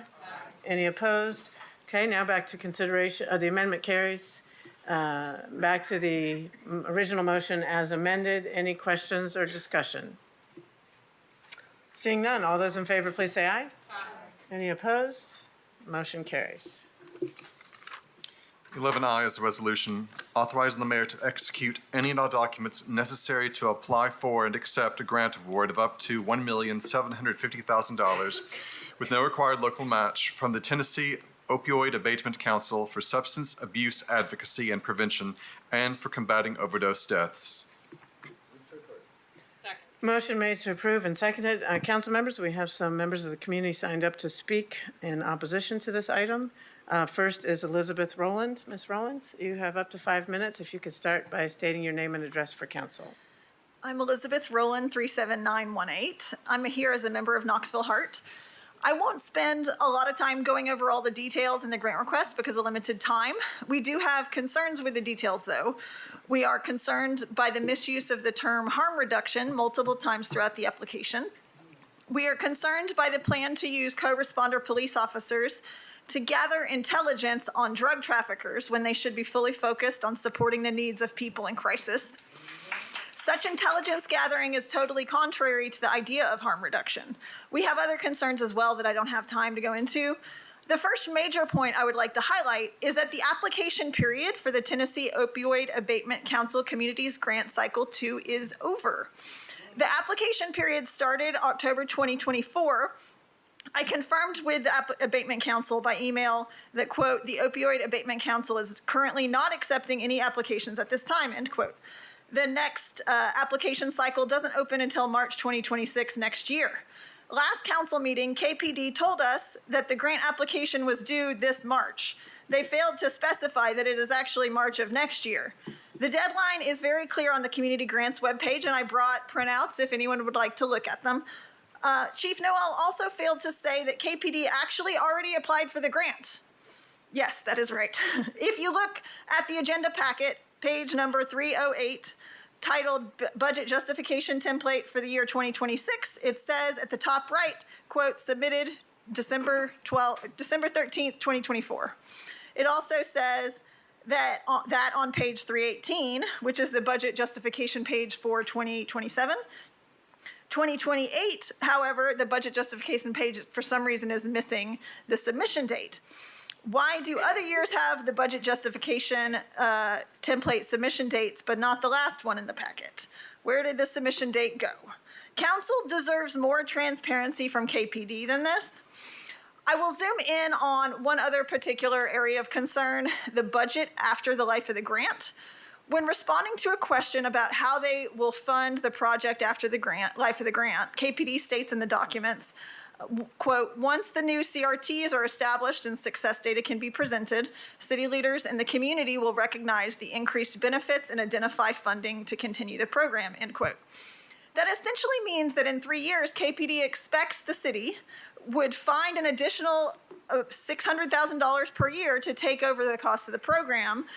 And that would be on top of the $820,000 that you voted on for co-response a couple weeks ago. That money would have to come from either new grants or the regular city budget.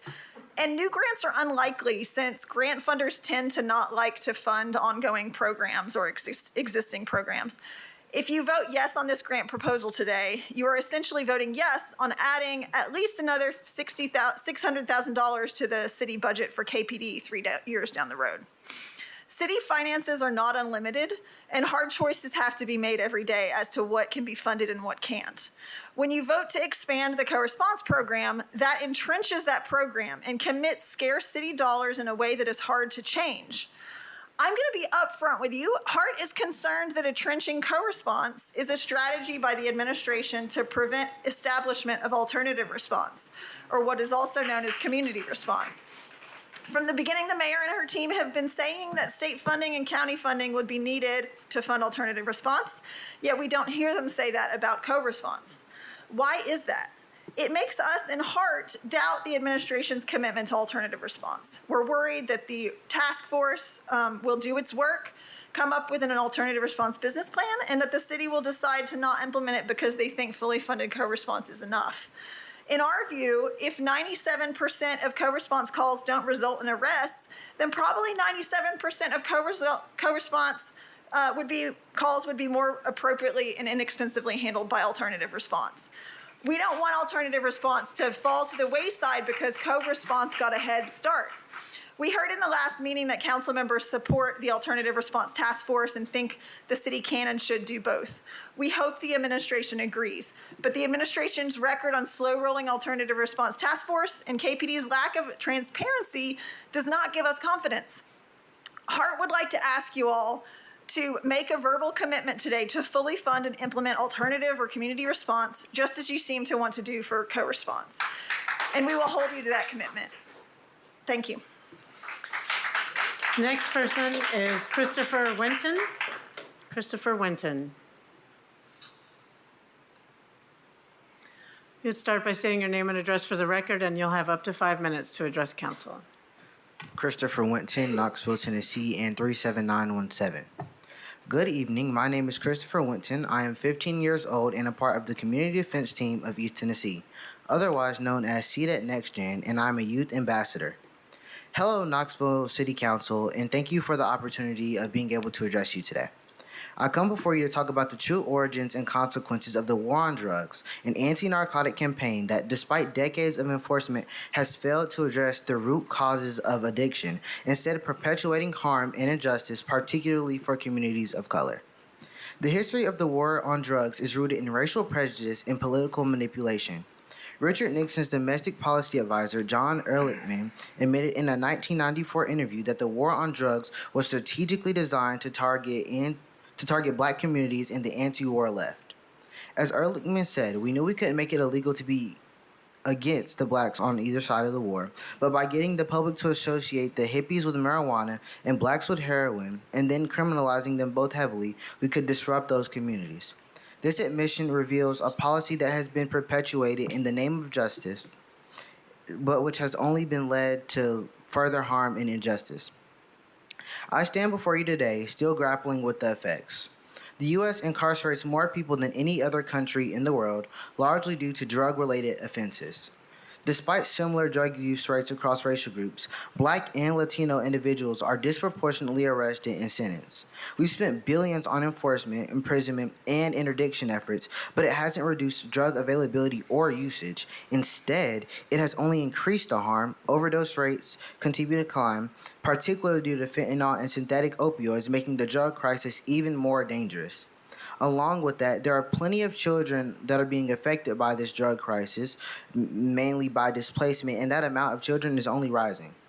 In Tennessee, incarceration rates stand out nationally. According to the Prison Policy Initiative, with an incarceration rate of 117 per 100,000 residents, Tennessee locks up a higher percentage of its people than any independent democratic country on earth. Our current approach criminalizes people who need help, limiting access to the resources necessary for recovery. This system has failed us. It fuels violence, strengthens drug cartels, and contributes to the spread of diseases like HIV, hepatitis C.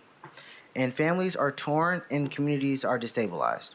The question I pose to this council is, does this system really want the drug epidemic to end, or is the system benefiting from its continuation? Drugs, whether we like them or not, are an undeniable part of our economy. According to the International Monetary Fund, illegal drug trade added $111 billion to our GDP in 2017 alone. So the question then becomes, what are we prioritizing? A system built on criminalization or a system that focuses on healing?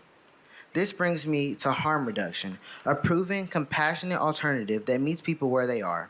Harm reduction isn't about punishment. It's about reducing the dangers associated with the drug through the practices such as needle exchange programs, naloxone distribution, and safe consumption spaces. It's about empowering people who use drugs, addressing the root causes like poverty and trauma, and providing the support needed for recovery. However, law enforcement is not equipped to provide true harm reduction.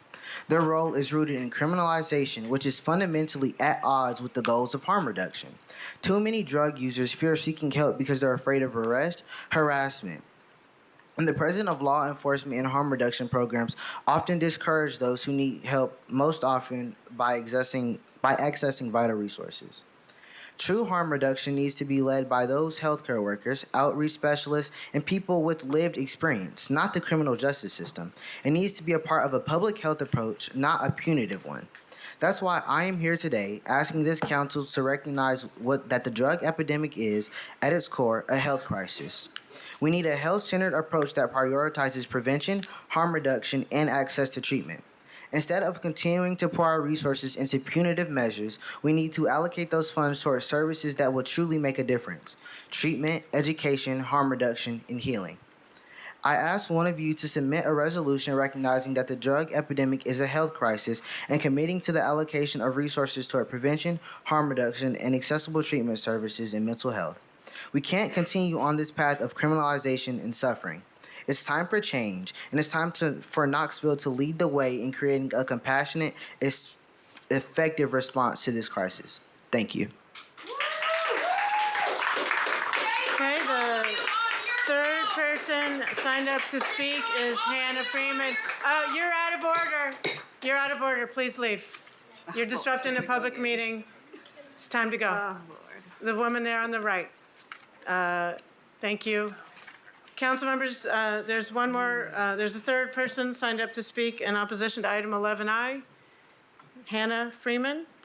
Hannah Freeman.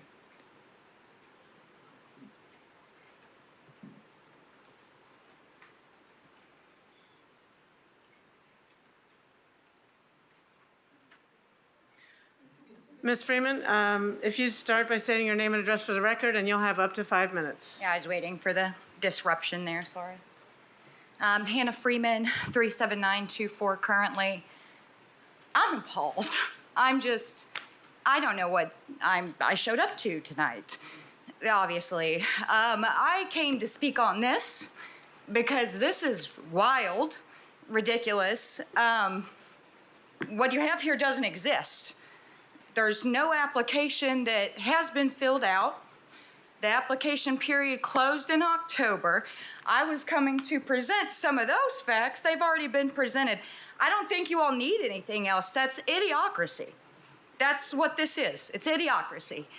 All night's been idiocracy. The only outlier we have among us is Amelia Parker, so thank you for being that for us, because tonight, this is crazy.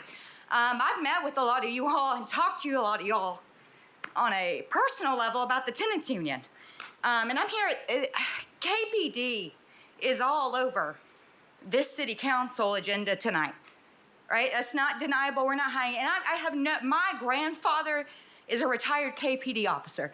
I have absolutely nothing wrong with protecting and serving. What I have a problem with is we're not protecting and serving people with mental illness by bringing a police officer to their door when they're having quite literally a mental health crisis. Police officers aren't trained for that. My grandfather would tell you he's not trained to do that. why would we do that? We have other resources that we can allocate, other organizations that can be used for this. This is not okay. Kicking people out of the meeting for voicing disagreement is not okay. If you can't handle being heckled, you can't handle being a politician. You can't run a meeting. And you're smiling and you're coy, and I know that, Mayor, but people are talking and looking, and we're paying attention. And we can call a revote, and I know you've heard that before. I was on your side for a long time. I just think that this has gotten out of control. You all are a large part out of check. I feel like when people are getting kicked out for just literally saying a fact, a lot of y'all know Lee, right? She's a very nice person, right? She means no harm. You all, she would never harm anything, right? Rick quite literally helped with Park, comes and voices his opinion all the time. And it's just, I don't know. I'm stunned because I came to talk about something else. And now I'm jumbled up. And why is that? Because to Amelia Parker's point, right? This is a lot. It gets us worked up. Mm-hmm. It's not fair. It's disruptive. And it is not okay. It is not okay. So, I understand that people heckling is disruptive. I do. I get it. You can't hear? I can't hear when people yell over people talking. Right. Councilmember Ryder, let's just let her, have her. So you're controlling how she interacts with me too? I mean, that's so fascinating. I mean, and one time you told me you don't even do math. I mean, what are you here for? You're passing an agenda where it's, completely someone's lying to you, and someone's got to be in KPD lying to you, because what you're trying to pass today doesn't exist. So I'm confused. So I would allow you to explain yourself to me, but you won't. And we've already addressed in City Council, thank you, that we have the opportunity to do that, right? Right, we do. You have the opportunity to speak back, and you choose not to. When there are blatant lies being said, and that is not okay. You know? So I've given up, because my point here was about opiate crisis. But again, that's not what this is about, obviously. You all just want to pass anything and everything to KPD. They're not healthcare professionals. They're not. You're not, right? You're not. My grandfather, again, retired KPD. He would tell you very clearly and very honestly, Steve Freeman, if you want to talk about him, right? He would tell you, you're not equipped to do this. And that's not okay. So let's figure out, I push for you all to don't vote yes to this. This is crazy.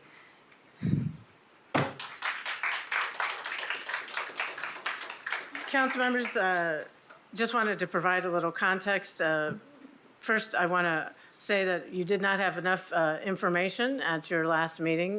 There were some shortcomings on our side, so I apologize for that. And I think that has been remedied, and you have more information, hopefully enough information to make a decision. I also just wanted to say that this is it's the same application that or similar grant application that we brought to you in 2023 that you approved. We applied after that and did not get the grant. And if you look, the Tennessee Opioid Abatement Council was established by the General Assembly to distribute opioid settlement funds. They have up on their website all the people who applied and all of the recipients of those grants. There are some organizations in our community that did receive grant awards, and so we're happy for them, but we are also hopeful that we can reapply.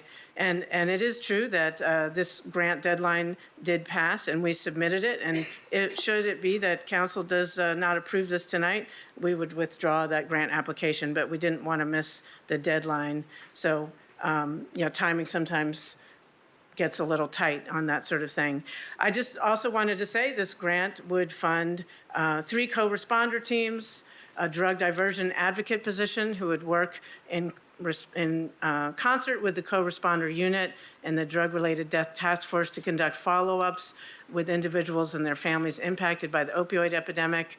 The grant, if awarded, would help us purchase 3 unmarked emergency vehicles for the co-response teams, travel expenses for training, and drug recognition expert training, that sort of thing. And just as a reminder, this is just approving the application to apply. We hope we'd get it, and if we do get awarded, the grant would begin in 2026 and run through 2028. And just, again, I think this was mentioned in a different agenda item last time, but I am incredibly proud of our co-response teams. We have some members of that team here with us today. In the time that we have started this program, they've made over 4,000 calls, and there's been 0 uses of force by co-respond officers last year. Only 3% of those 4,000 calls resulted in arrest. The other 97% resulted in people getting connected to mental health services that they need. And again, as a reminder, this grant application in no way impacts our ability to continue moving forward with the examination and exploration for how this community might pursue an alternative response. There's members of the medical community, the healthcare community, the Knox County Health Department, and many others on that task force working to think through how that might happen. Councilmember Parker. Thank you, Mayor.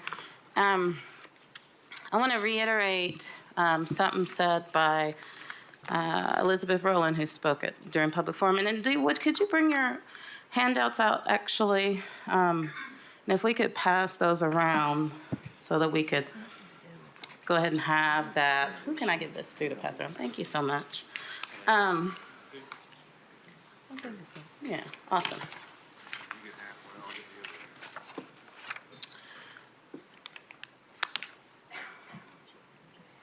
Where I wanted to start with is a point made by Ms. Rowland and referenced by the mayor about still being committed to alternative response. And what makes me uncomfortable, in addition to all of the other things that have come to light around this agenda item, but that we are approving contracts with Helen Osh McNabb that guarantee a certain level of funding regardless of whether we get a grant or not, that $820,000.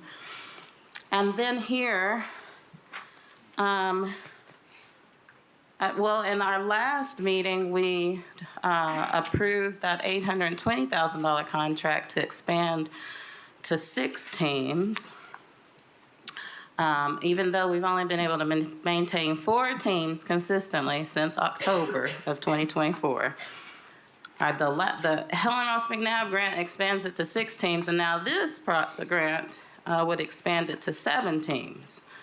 I guess Helen Ross McNabb would only be committed to the 6 clinicians, not 7 clinicians, but this grant is for 7 teams.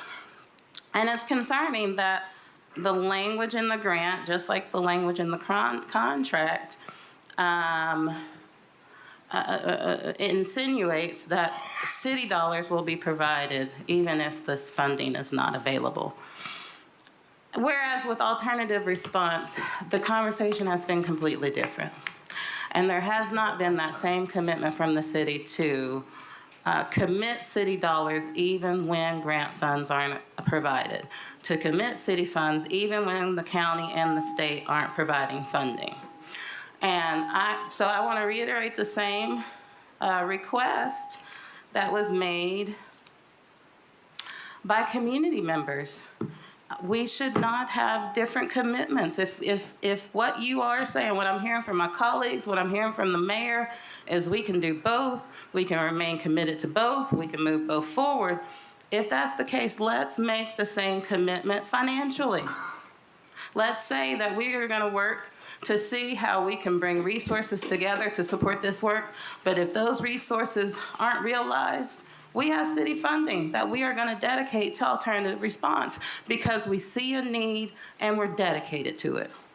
We're not going to go through a process as a city to develop a business plan and put hundreds of thousands of additional dollars towards a co-response team and not put any dollars or significant dollars that would enable an alternative response team to be started. We're not going to support one and not the other financially. These are commitments that we can make as a body. We can make it by resolution. We can make it by what we say tonight. We can make it by not approving this grant application because of the focus of it. What bothers me about co-response and has bothered me since day one is how it's been described as a public relations effort of KPD. Even in our packet, it says the KPD officers arrive at the home in their uniforms so that they can be associated with law enforcement while giving care. We're not worried about what that patient's reaction might be to someone showing up in uniform. But in your application, you say it's important for the co-response team to show up in uniform so those services can be associated with law enforcement. I'm running out of time, but I can go through several other examples where the emphasis is on how this will impact the community's perception of law enforcement rather than the service being provided to the community. Thank you. Ms. Helsley? Yeah, I got a couple things. So the grant, how do we apply for a grant that the period's already closed for? I'm confused. Mr. Evans, I think that from time to time, can you just speak to that? Boyce Evans, CFO for the city. It is a rare instance, but occasionally, and I don't know how much time this had associated with it, we do have a department that'll see a grant opportunity, where they've got to apply for it. There's a short fuse on the timeline. They have to put in for it, and the understanding is, though, they will go to council at the first available opportunity and ask, to have it approved by council. Because you can't accept the grant. We in finance cannot accept it on behalf of the city unless that's done. So it's a rare instance. Does it happen every now and then? Yeah, it does. First time I remember with KPD, but I remember these Parks and Recs. I've seen that happen. There's some others I've seen that happen. Not in recent times, but I do see it happen occasionally. And I didn't realize that last week or 2 weeks ago, so didn't occur to me to. So we're saying it can happen anyway? Is that what I hear from you? No, I'm saying, what I said earlier is if council does not approve this, we'll withdraw the application. Well, the point is, can we get it if it's deadline's closed? And that's, yes. I guess he's saying yes. Okay, the second point is, I think in the workshop, I believe, if I'm not mistaken, everybody on council agreed that we would support an alternative response task force and to move that forward, which I understand they have met at least once that I know of. I think both of these can happen. I don't think that you can't, co-responder works.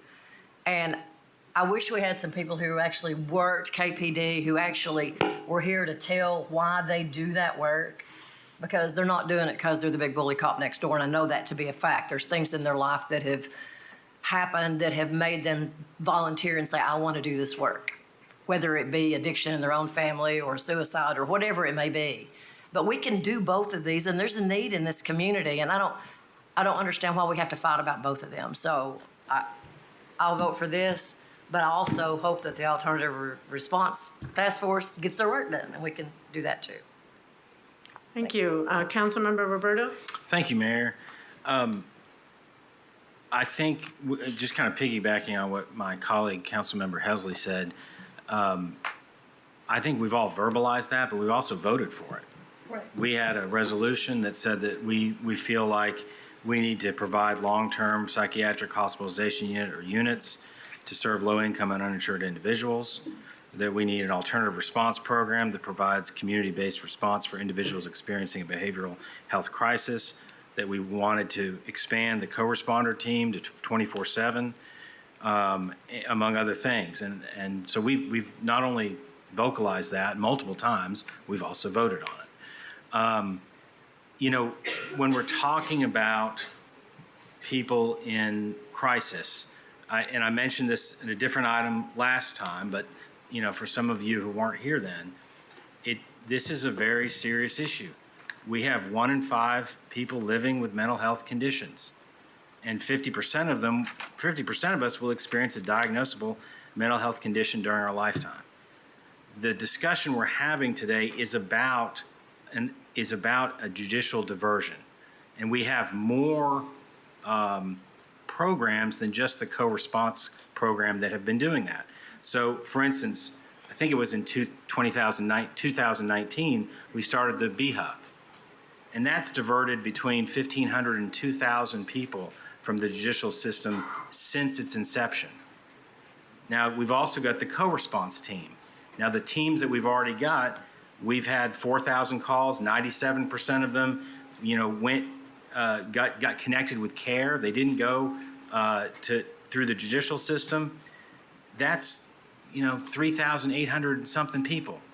So we're talking exactly about getting people the care they need and not sending them to the judicial system.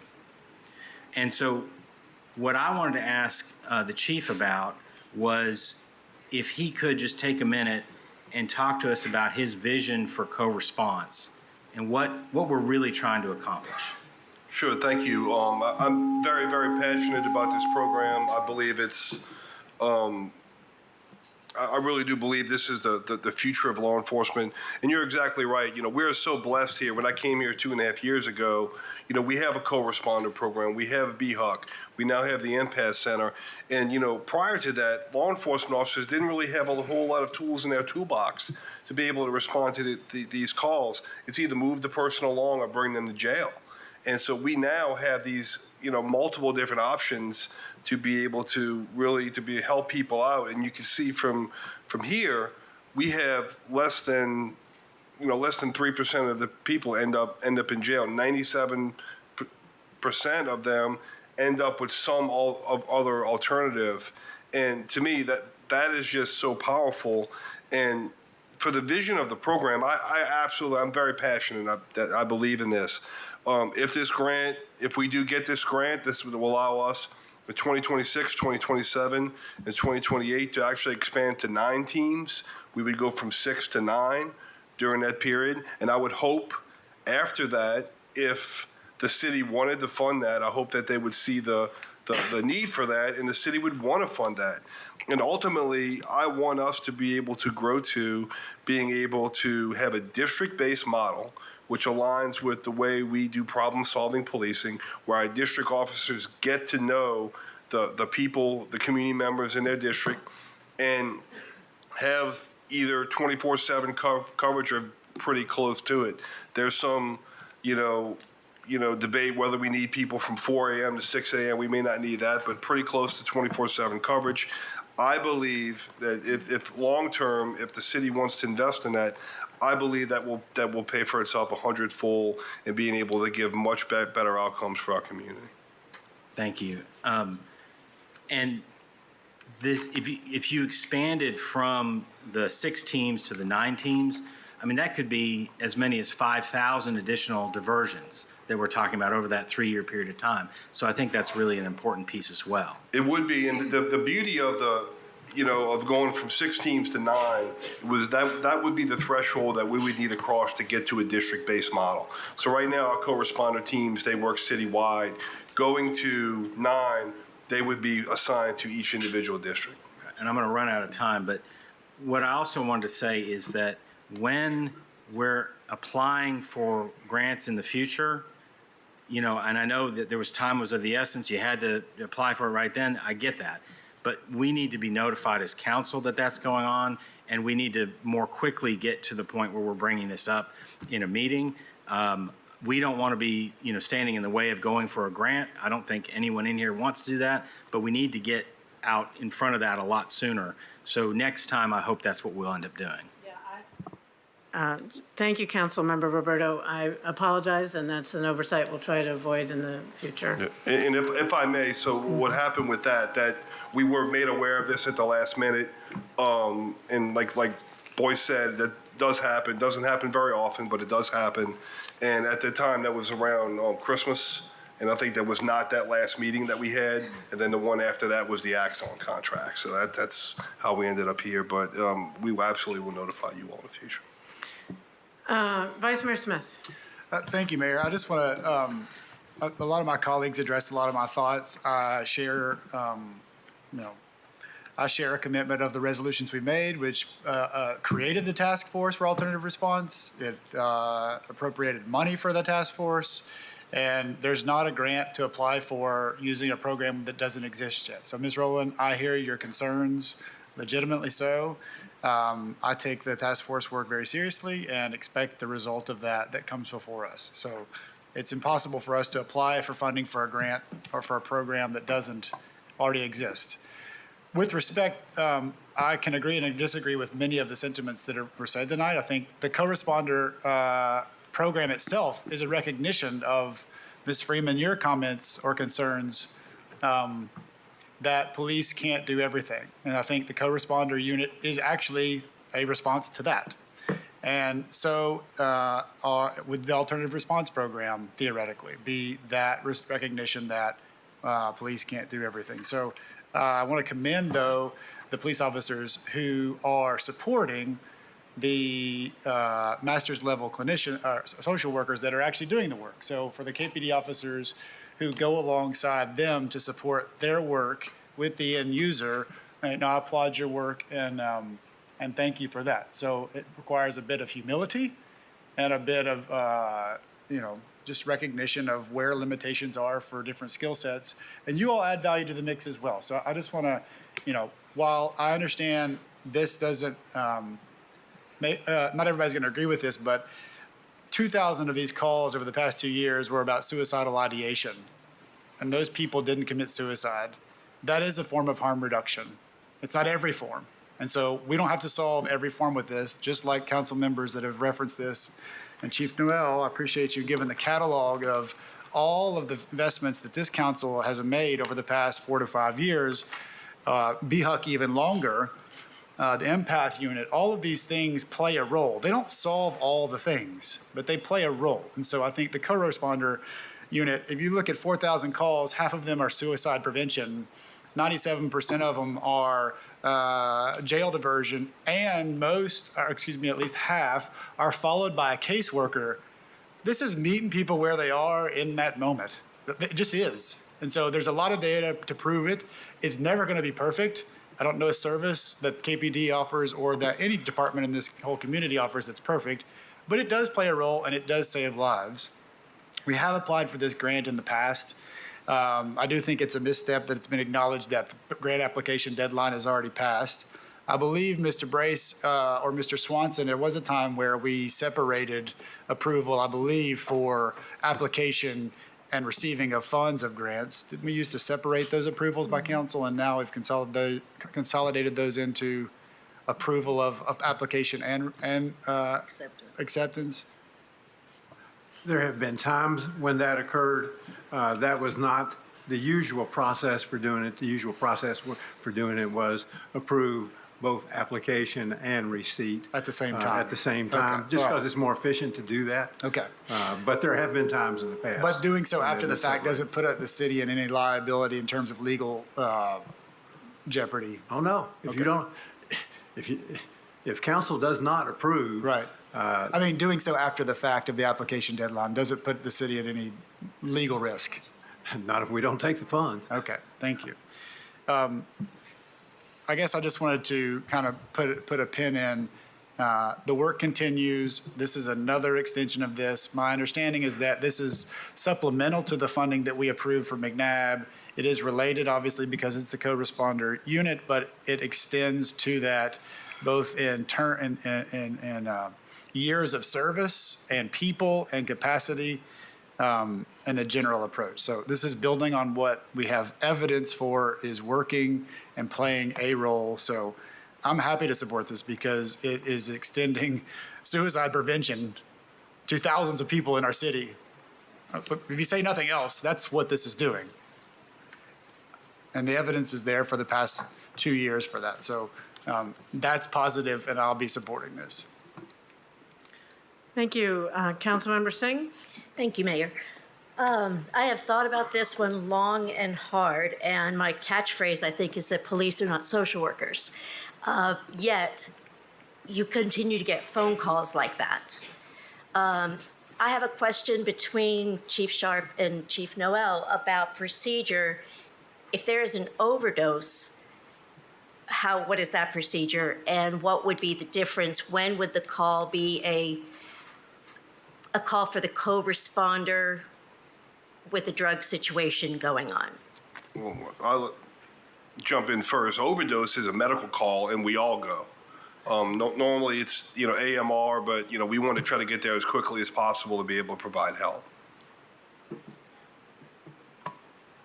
And of course, we also respond on the overdose, being the first responder EMS agency. We also respond on the overdoses, just to deal with the medical aspect of it.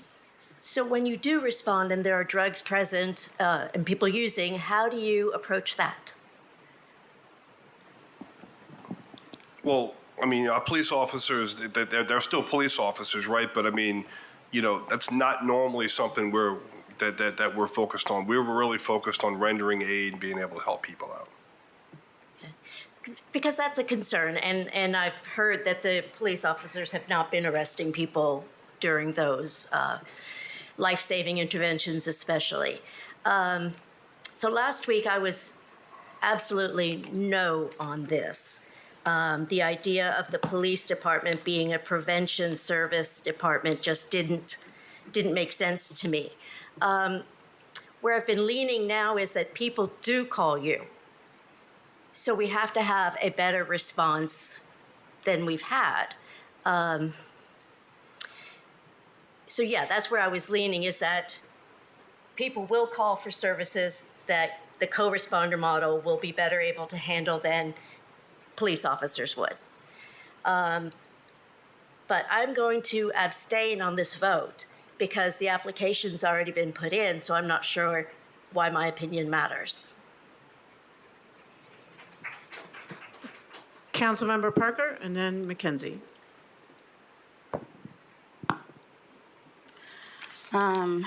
Just a couple of things.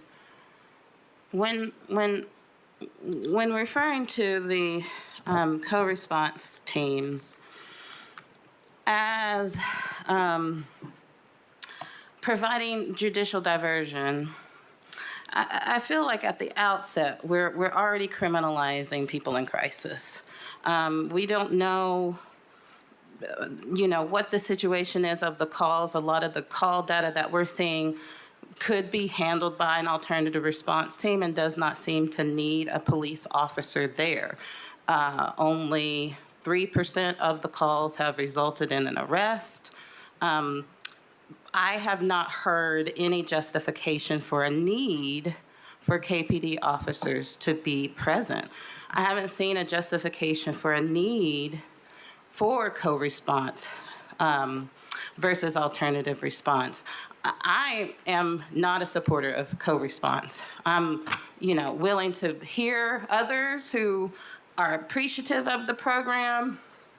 But for me, it's extremely concerning, to read language in here that co-response team police officers will be trained as drug recognition experts, allowing them to identify drug-impaired individuals and gather intelligence for narcotics investigators and identify major opioid distributors and traffickers. How can you, and also what was, later it was that KPD and the CRT clinician will work closely together to have a better picture and an understanding of the patient or the resident that they're serving. Anybody in the health field has access to sensitive information that police officers should not have access to. And anyone who has the authority to arrest someone should definitely not be biased by any sort of health history information. Is the health history of these individuals, the conversations that they're having with their clinicians, are these conversations that are taking place with a police officer? Chief? So what's your question again? I'm trying to understand it. Is the conversations that the patient has with the clinician, will the police officer be there? Is that the question? Yes. And be privy to that information at a later time. The at a later time? You mean after the initial response? Right, like if they're not standing there in earshot to hear that conversation, is that a discussion based on the application? It seemed like information is shared between the police officer and the clinician, so both have a understanding of the situation that they're going into. Well, I think what they're talking about there, and I'll have to go back and look at the grant application exactly where you're talking about, but where they're talking about if they go do a follow-up visit, how can they best cater that follow-up visit to aid the patient in making sure whether that patient has to go back to the NPAS Center for follow-up or somewhere else. I believe that's what they're referring to there. And all of that concerns me, because how is that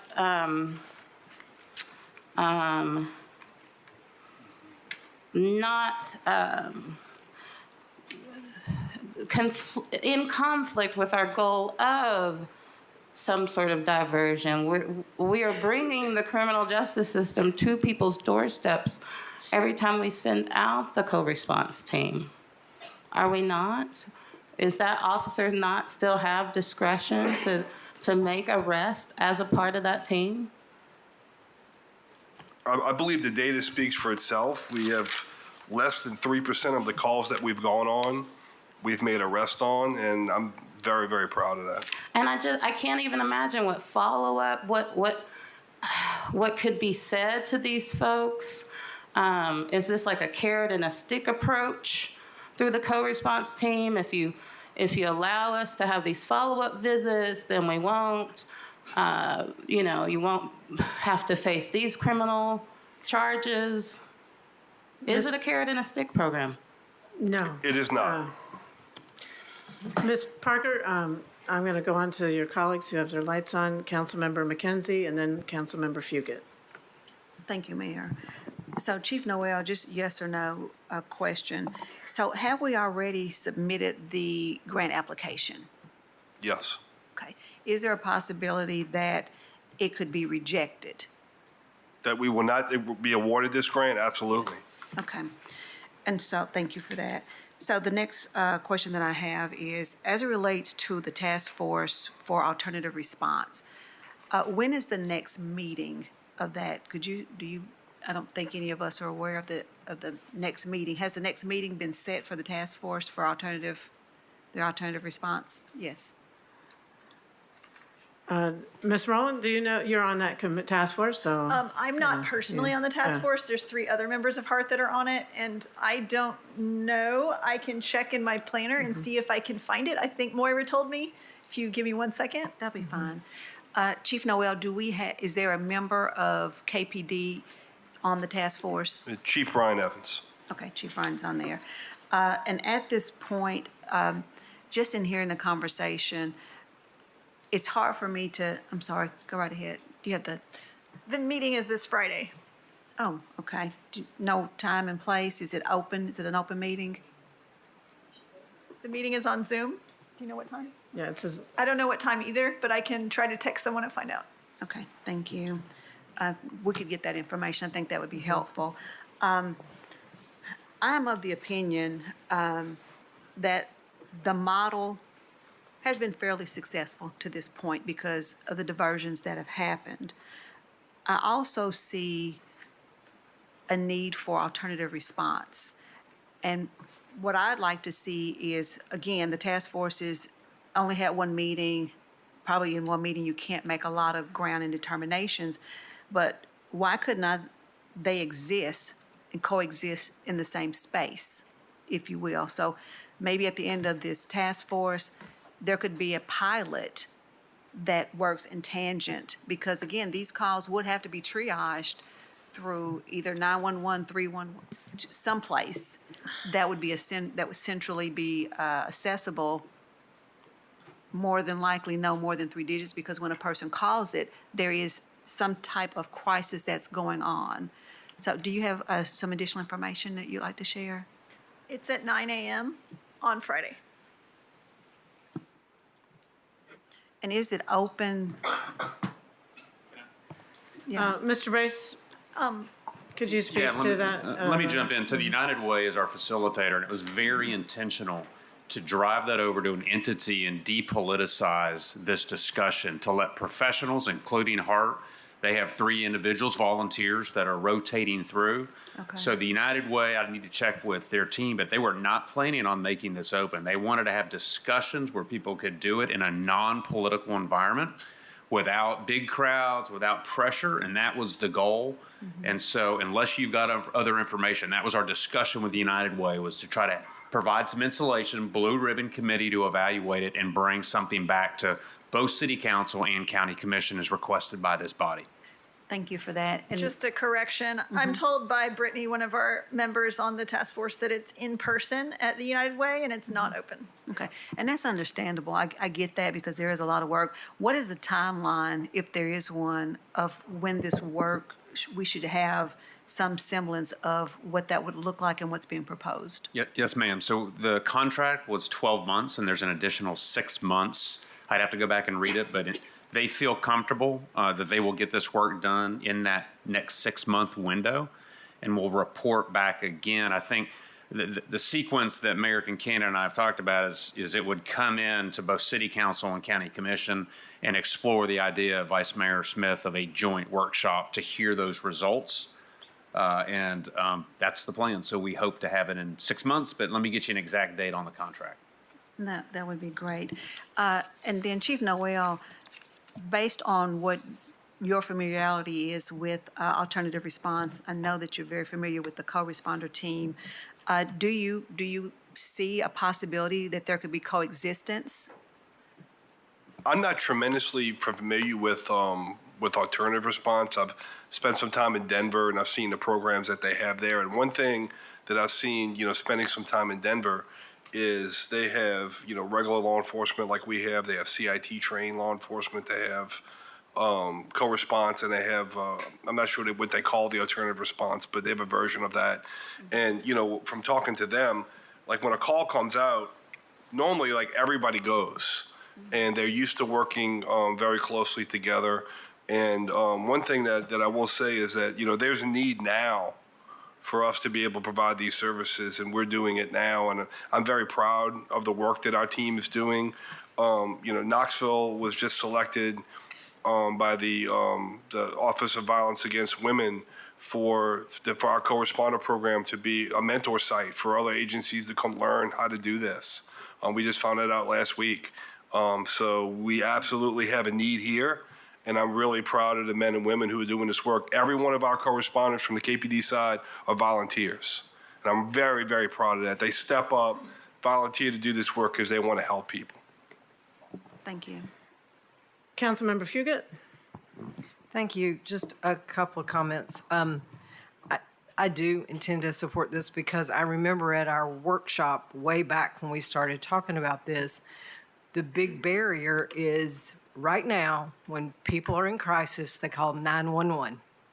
Unless the E911 center has a different way to triage calls, they have fire or police to send to when community members call and they see something and they need help.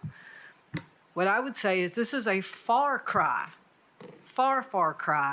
from what I remember former police chief Keith saying way, way, way long ago, 25 years ago, that at 5 o'clock, police get every call. They're the people that go. So it may not be the perfect solution, but we have come light years from that being the only response. That is why that's why it is judicial diversion, because when you don't know what to do with people who are in crisis and there's no place to send them, they've gone to jail in the past, which is not the right place. So I am very pleased with the outcomes that we're getting so far. I've said it before, my colleagues have said it, I believe they can coexist. I believe we need both because police officers can only cover so many places. It's like the chief said. There may be other instances that don't require a law enforcement presence, but right now that's what we've got. We want to get both, but I don't want to not be able to offer more services in the meantime, which is why I will support this. Councilmember Ryder? Yeah, I just wanted to address a couple of comments. I was trying to take notes of different things that were said by speakers and colleagues and staff. One thing that was said was 97% of the co-responder calls don't result in arrests. That tells us that we don't need police. That doesn't tell us that we don't need police. I don't believe that. I don't think I need Chief Noel or anybody from KPD to respond to that. That tells us, well, it tells me a couple of things. Number one, that makes the assumption that police just arrest people and that's all they're out there for. And I will say, that's fine if that's your opinion. And I'm gonna say, I was raised in a family, not just in my household, my whole family. Police were bad guys, physicians were bad guys, and politicians were bad guys. Now at the family reunions, they just tell me physicians and politicians are bad guys. So I still go. I love my family. But I was taught that the police were bad guys and they were never there to help me. And I understand that some people feel that way. But my husband does sometimes have to call the police to send them to help people who are making suicidal ideations and other things. And he saved some of his patients that way. And when they don't make it, it's a very sad thing. And he is very unhappy about that. So I don't think it's a fair thing to assume that all of anything is bad and that all police do is arrest people, because that's not what they're there for. The other tied comment is we don't understand the details of each individual call. And maybe that's part of the ongoing conversation is to have more details about how the calls parse out. I know that was part of the conversation 2 weeks ago. But part of we don't understand the details of the call is exactly that. We don't understand the details of the call. We don't know what's going on there. It's not in a vacuum. There's other things happening around, when somebody goes out. There are other individuals. It's not singular people.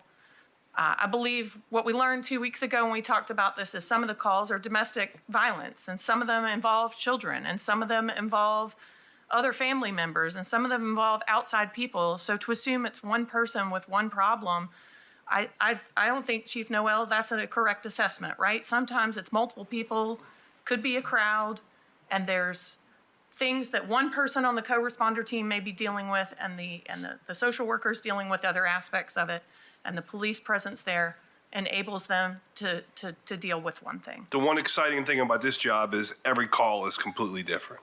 Well, you won't get bored then, I guess. And I would say, I saw that today. I went out for lunch with a friend, and when I left, and I don't know the details of what happened there, but when I left, there was AMR, KPD, and KFD on Broadway. And at first, we just assumed somebody drove into the creek there, that it had been a car accident. But what it appeared was, I think it's possible somebody OD'd. There was someone on the ground. It was not a car, and police were there handling the traffic and some of the other aspects of it. Fire was doing their part of it. They probably got there before AMR. We saw it late in the thing, but everybody had a role that they played. It's not a singular thing. And I will fairly say, because I think some of the things that get said are assumptions, that I can make some assumptions, and they may not be entirely accurate about what I saw there. But I saw different people playing different roles because there was more than just the person who was having the crisis or whatever issue was going on with them. There were a lot of other aspects going on. So I think when we talk about this and we talk about who needs to be there and who doesn't need to be there, we don't know the details of the call and we don't know what all needs to be there. And it doesn't occur in a vacuum. And I think we're ready to vote on this. Okay, seeing no further questions, all those in favor, please say aye. Aye. Any opposed? Any abstentions? Okay, motion carries 7-1-1. Council members, do you want to have a 10-minute recess? Okay, let's reconvene at 8:20.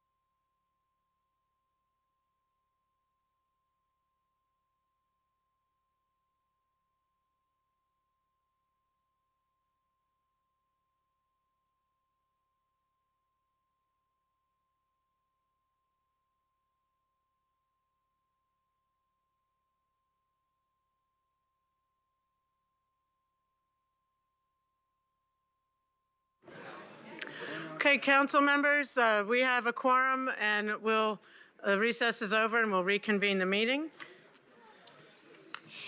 Mr. Johnson, if you could start by, reading item 12A.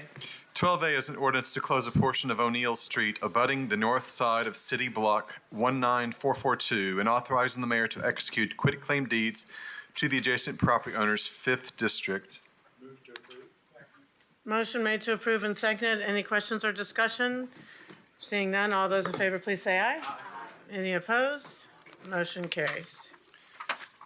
12B is an ordinance to change the street name of Willow Avenue to Patton Street between Florida Street and McCalla Avenue, City of Knoxville applicant 6th district. Motion made to approve and seconded. Any questions or discussion? Seeing none, all those in favor, please say aye. Aye. Any opposed? Motion carries. 12C is an ordinance to change the base zoning classification of property located at 0 St. Mary Street from INST District to RN6 District. Jim Hatfield applicant 5th District. Motion made to approve and seconded. There's nobody signed up to speak to this. Okay. Council members, these next two items, C and D, are part of an ongoing investment that the city has made in the St. Mary's campus. As you know, our public safety complex and city court building, housing pension, city court, police, fire, KEMA, backup 911 center is open and running. We have had numerous opportunities before we even started to listen to the community and hear their wishes and concerns about the redevelopment of that. And I'm really, really pleased with the progress we've made so far. Of course, also really proud of the McNabb Empath Center open in that other part of the campus. One thing we heard loud and clear is from the many community members who have a long history of either working at or getting health services or other major milestones at the St. Mary's when it was a hospital. And so protecting and preserving that historic element of the building was super important. That has been done, and these items represent the next phase of that investment. I want to thank Council Members Ryder and Thomas and all the constituencies that you represent for participating in those meetings and listening to concerns and helping us move forward in a positive way. Councilmember Thomas. Yes, just overall, the 8 acres of this property, as it's evolved, it's providing services for all kinds of different needs. You know, we talk about the fire department and the police department. Also, you got a nursing school. You've also got urgent care that takes care of medical emergencies and psychological care as well. You've got a dental clinic close by that will take TennCare, and not all of them do. So you've got on this one area addressing a lot of different needs. And now we're getting to the housing phase, and I'm really excited about that. This next 2 items are related. And I want to commend KCDC for coming out, Ben, Mr. Hatfield, Michelle Ivester, the president of the Neighborhood Association, is here, and she helped coordinate a lot of those meetings. And out of that came a well-crafted, I think, plan. You'll notice that the first one that we're about to vote on is an RN6. That will be density mostly inside the perimeter. And then the next one, the RN4, will be more along the outside of the perimeter where it will be kind of a transition period into the neighborhood. And so you'll be able to build a lot of good housing on this space in a way that's compatible with the neighborhood and good for the residents, the future residents there. So anyway, I'm very much in favor of this, and I look forward to moving ahead. Amenities offered to the neighborhood too. They're working on uniting some green space. There's been a small park just north of Fulton High School that's been underused and maybe is not as maintained as much as it could be. But with that park and some available space within the St. Mary's context, we want a unified park that the neighbors will be able to use. Looking down the road a little bit, there's some issues about traffic and And we are already looking at that. There's good bus service already there. One of the buses run once an hour. Maybe we look at that, maybe running it every 30 minutes or so like that. But anyway, I'm very much in favor of this, and this is something that I hope continues to go well. And of course, I'm very much in favor of. Thank you. Any further questions or comments? Councilmember Roberto. Thank you, Mayor. I know you mentioned the historical preservation piece. Can we talk a little bit more about that? Because that's always been something that I'm really interested in making sure we preserve there. Yeah. Mr. Hatfield or Ben Bentley from KCDC, would one of you come and speak to that, please?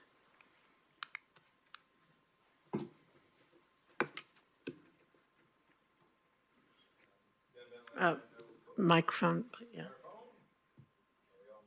There you go. There it is. Ben Bentley, 901 North Broadway. So yeah, historic preservation has been a consistent theme of every community conversation that we've had. And that building, it does add a significant cost to try to preserve it, but we think it's the right thing to do, both from an environmental standpoint, from a history of the site. So many people tell stories of relatives being treated there or births happening there, and there's a strong connection. So we're committed to that. That's actually one of the beautiful things about trying to do a direct negotiation. And we don't have a development in mind right now, but the density that we're putting in place, the RN6 that abuts the historic building, will allow financially for a development deal to be viable in that space. And then, as Councilman Thomas alluded to, the RN4 allows it to step down and be in keeping with the neighborhood. So all that to say, historic preservation is expensive, but it's going to happen here, and it's going to be a great project. I think it's well worth it, especially having looked at that inside that building. It's amazing. So I think that's a great thing. So thank you. Seeing no further questions or discussion, all those in favor, please say aye. Any opposed? Motion carries. 12D is an ordinance to change the base zoning classification of property located at 1914 Huron Street from INST district to RN4 district, leaving all special purpose and overlay districts unchanged. Jim Hatfield, applicant, 5th district. Motion made to approve and seconded. Any questions or discussion? Seeing none, all those in favor, please say aye. Any opposed? Motion carries. 12E is an ordinance to change the base zoning classification of property located at 4011, 4013, 4017, and 4025 Milton Street from RN4 district to RN5 district. Heyo Design and Development, applicant, 5th district. Council members, there's some people signed up to speak. Well, first, there are 3 people signed up to speak in favor and 1 in opposition. We'll start with those in favor. Mr. Logan Higgins, please come to the podium, state your name and address for the record, and you'll have up to 5 minutes. All right. Logan Higgins, 133 Southgate Street. Appreciate the opportunity to discuss this with you all tonight, and appreciate everything that you guys do and all the work that you guys put into this. And so with this project, with these properties, these were purchased in a tax sale. They were abandoned by the previous owners, along with a few other parcels on this block that have been. This area is a little bit isolated. It's a block off of Broadway, but it is disconnected from the Oakwood Lincoln Park neighborhood by a substation, KUB substation, that takes up quite a few acres of land right there and then connects up to Sharps Ridge. There's also, between this and Broadway, these parcels is really a very large railroad right-of-way and commercially zoned industrial use land.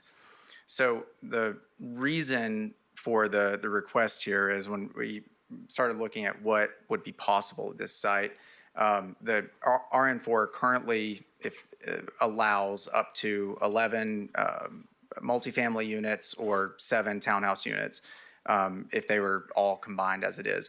We're not really trying to max out the density or really increase that. It's more, we don't believe that multifamily is a very feasible route here with the topography and the site itself, the amount of work that would need to go into civil engineering and the development of this into multifamily for the units that it would get.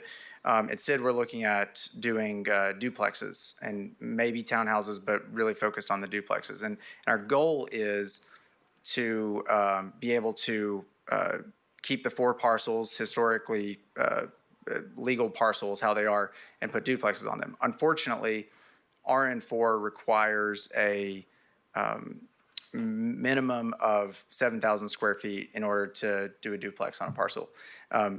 Only one of these really calculates at 7,000 square feet, and even that's questionable. Won't get into that, but overall, we don't think that any of the 4 can actually support duplex as they are. They would have to be replatted, and then it would also be fewer units in going that route. If we were to take the replat route, I think townhouses would be a more appropriate use. But the point is with this request, but this area, it is right in between. The block is RN4. Like I said, across from it is commercially zoned. Behind it is RN4, and then behind that is RN2 and Sharps Ridge. We believe that RN5 would be a good transition. Not much has happened in this area over the years because of the amount of land that KUB owns, the Sharps Ridge land, and the industrial land and the railroad there. And like I said, many of the parcels on this block have been either abandoned to go to tax sale or abandoned and eventually someone found the owners and bought them. And then one on the block that is owned by a descendant of the original owner. But point is, there's not been a lot of attention here. This area needs, this block, two or three blocks right here need a catalyst of new development and new residents. And our hope is to be able to do that with this. And so we are requesting the RN5 so that we can do the townhouses, or I'm sorry, duplexes, potentially townhouses. And the reason I say that with the asterisk of uncertainty is at this point, there is still some discovery to be done to figure out exactly how big the parcels are and what all would go into the civil engineering requirements for that. But the last thing I'll say last couple things I'll say before I hand it over to others. The RN5, the difference between RN5 and RN4, the intensity, if someone were to try to max it out with the most number of units they could get, it would be 14 units. Currently, it can legally have 11 units.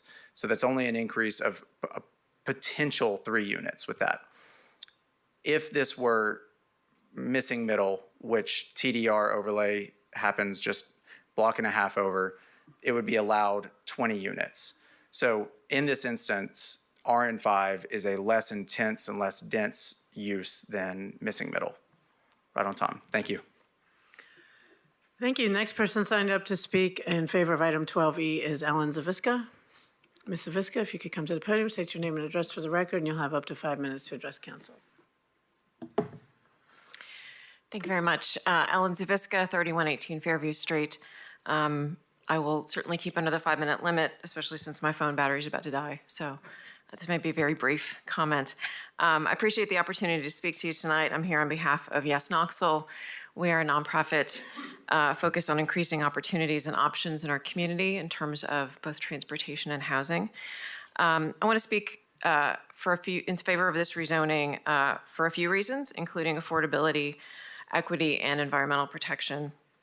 The rezoning, as Logan mentioned, allows for a quicker path to development, which increases affordability. This may be a small difference, but it could mean the difference between a housing unit being affordable for a family or not being affordable. And given the crisis in Knoxville around housing affordability, these small increments to add additional housing and speed that path to additional housing is very important. Obviously, each additional unit of housing in Knoxville reduces the demand for the sprawling development into Knox County and into adjoining counties. In the type of sprawling development that typically occurs outside of the city, that's sprawl that eats up more farmland and forested land every day.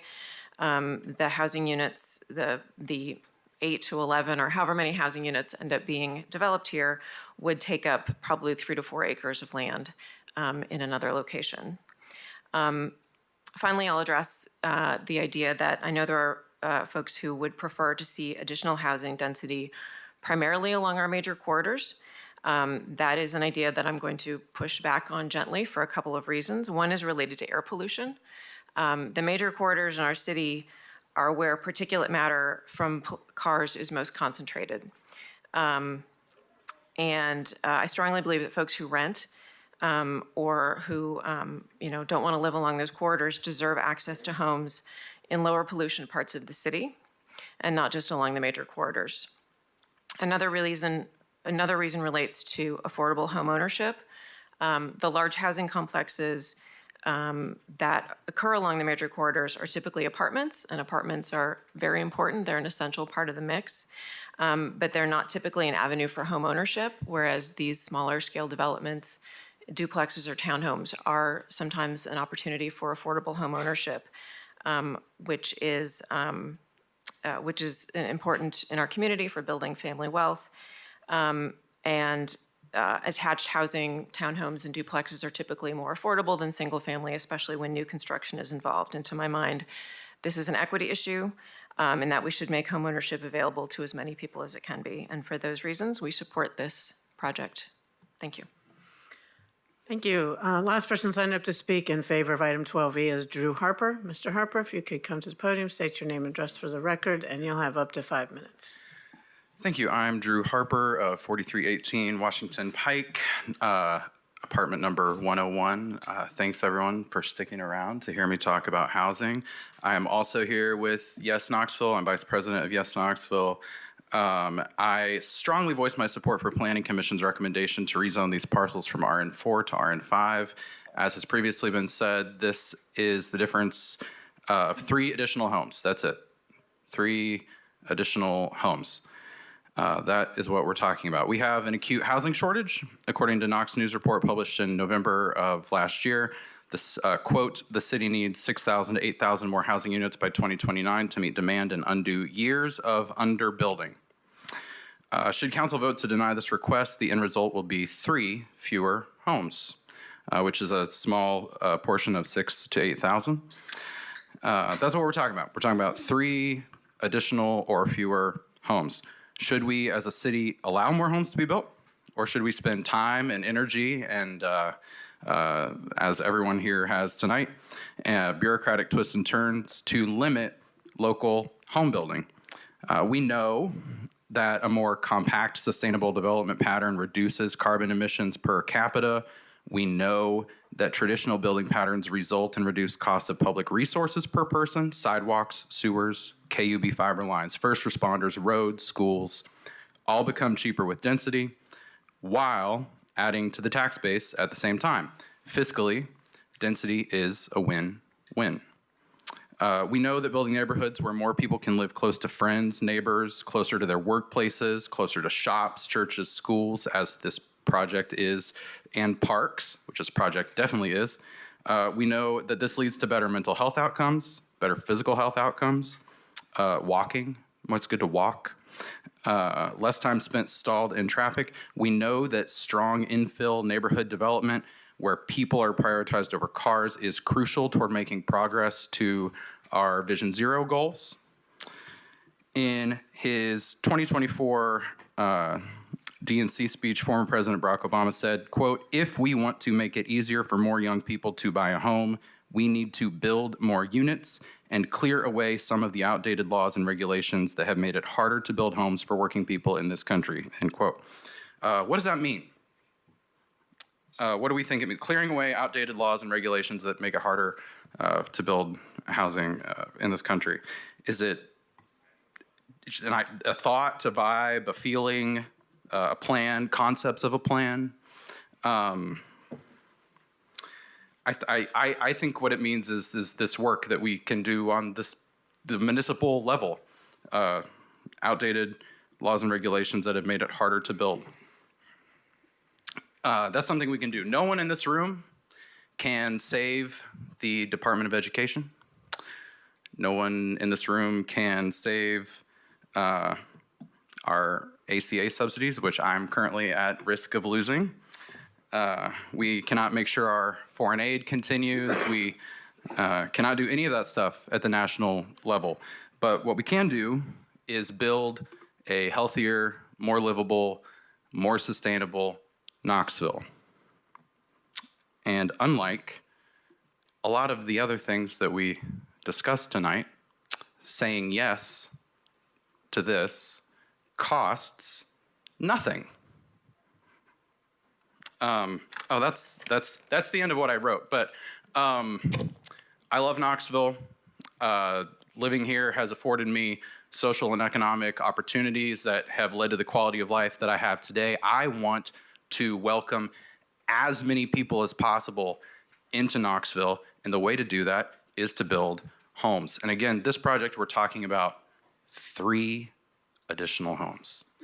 We need 9,000. And actually, and to be even more affordable, we need even more than that, and a mix of things, and this is a drop in the bucket. Our system is built to find ways to say no. I encourage all of you to say yes. Thank you. Thank you. There's one person signed up to speak in opposition to item 12E, Michelle Ivester. If you could state your name and address for the record, and you'll have up to 5 minutes. Thank you. Michelle Ivester, Oakwood Lincoln Park Neighborhood Association President. I live on Chickamauga Avenue. As you all know, rezoning has a lot of unintended consequences sometimes. What he wants to do now, RN4, he can adequately do. All he'd have to do is replat the lots into one big lot. He could do what he wants to do. There's no need to change it to RN5, in my opinion. City Planning did an excellent job of breaking down why they thought they should not. I'm in agreement with that. And I'll just leave it at that, short and sweet. Thank you. Okay, that concludes people signed up to speak to this item. Councilmember Thomas? Yes, for Director Brooks. Director Brooks, if you would, could you kind of give us a summary of why the planning staff recommended denial of this application? Certainly. Amy Brooks, Knoxville County Planning. I won't read the entire analysis by staff, but there are 5 specific criteria in the zoning code that we are required to use in our analysis for all rezoning requests.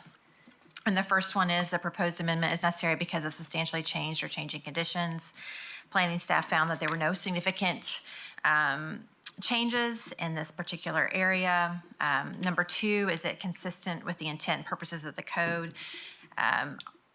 So there was an acknowledgement of, that it is aligned with the medium density land use classification.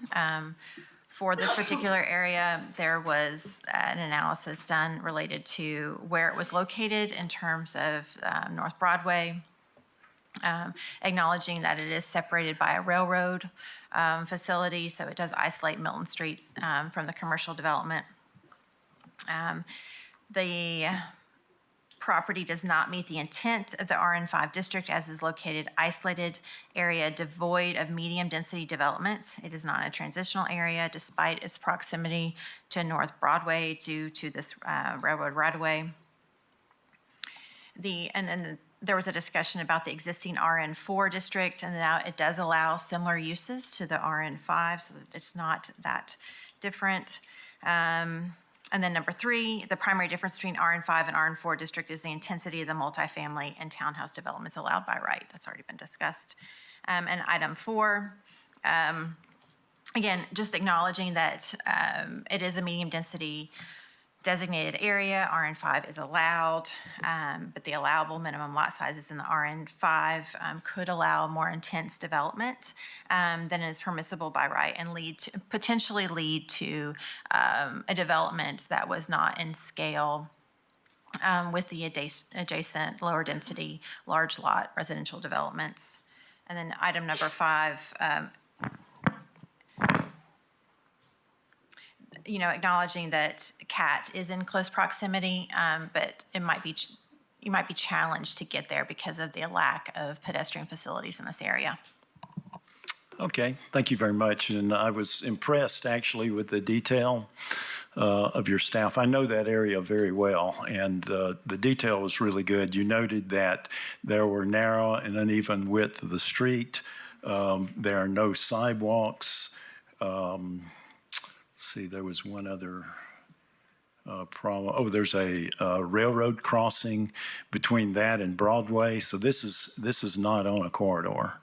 So I'm going to be a bit brief here. I know that area really well, but I've talked to staff a lot about these criteria. They're not being met. The application to rezone this does not meet the necessary criteria. I talked at length with the applicant. We tried to work something out. We couldn't, but essentially the applicant wants us to rezone this to RN5, which goes forever with the property, which would allow apartment complexes, which is not consistent with this zoning area, just so he can build 3 more units. And I will say I understand the passion of the folks in Yes Knoxville, but I think they went pretty far afield about equating this with air pollution and solving the housing process. I know we all want housing. The last item on the agenda, I went up to RN6 on that because the appropriateness of that area. But this is not the appropriate zoning for that area. So I'm going to, consistent with the planning staff's recommendation, I'm going to make a motion to deny this rezoning. Thank you. Motion made to deny has been made and seconded. Councilmember Ryder? Yeah, I hope many of us are familiar with where it is.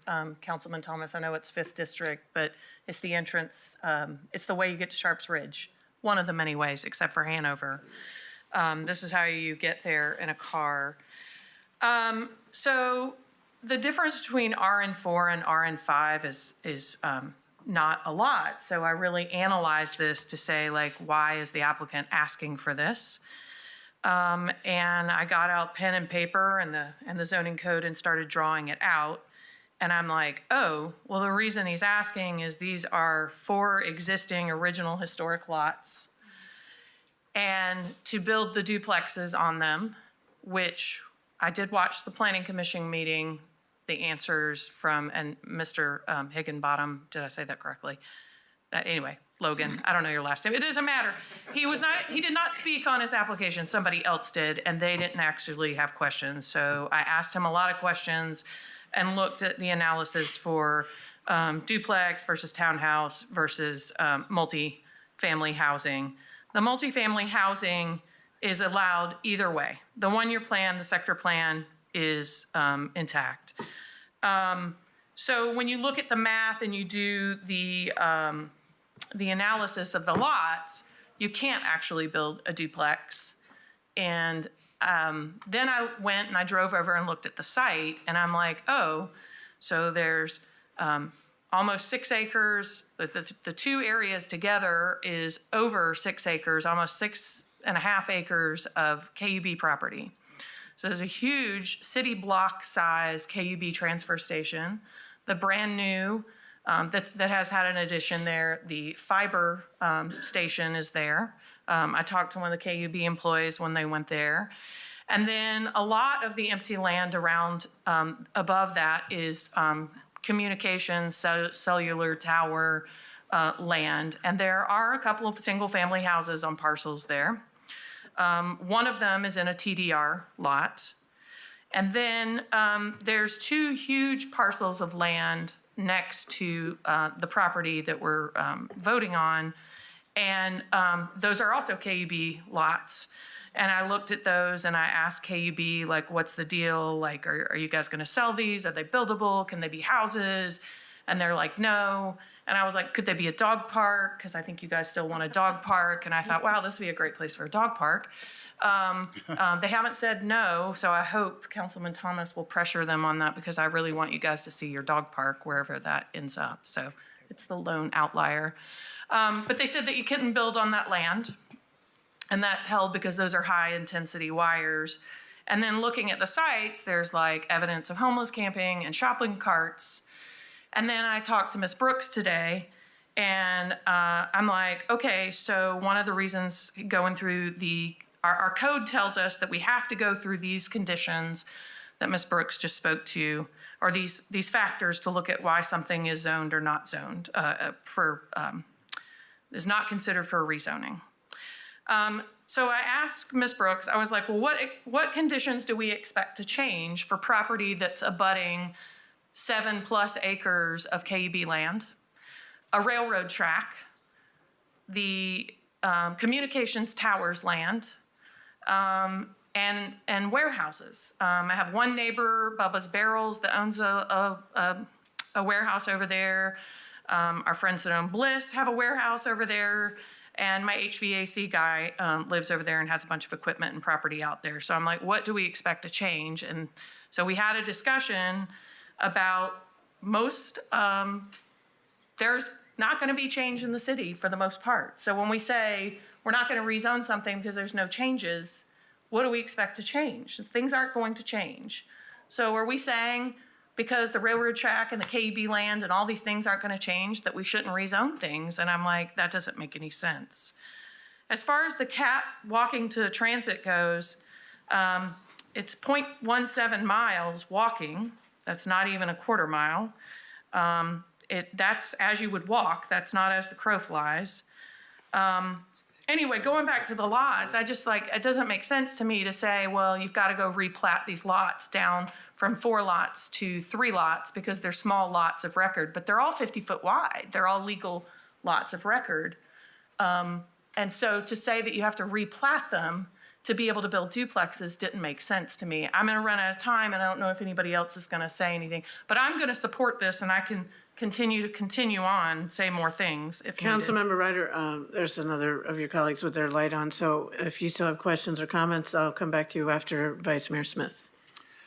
Yeah, I studied this pretty heavy because I feel compelled by both sides of this equation. I think the planning staff recommendation is spot on its face. I always appreciate, yes, Knoxville's advocacy for more units, particularly infill, because everybody deserves a space, opportunity to live in neighborhoods where we all like to live. And I also feel compelled by Councilwoman Ryder's argument around this particular property. I'm not sure what was going to trigger change given those kind of industrial-oriented properties around it. So I think, I'm a bit torn on this. I think I did have one question. It's medium density classification. Is that right, Ms. Brooks? Yes, it's medium density residential and office. And is RN6 medium residential? RN6 is permitted in MDRO. MDRO. And so I guess, Mr. Higgins, if you would come back up. Why didn't you ask for RN6? We just felt like that wasn't necessary to go that intense with it, and the RN5 gets the duplex allowances here. Okay. And how many more units would you be allowed if you went for RN6? I know you're an architect, and I'm asking you on the spot, but you're way better at guessing than I would be. Is it 800 square foot in RN6 per unit? If I'm remembering correctly, well, it's less than that. You're asking, is it for which For RN6, RN6. multifamily, multifamily for RN6 is 5,000 square feet for the first two. plus 950 square feet per additional dwelling unit. So approximately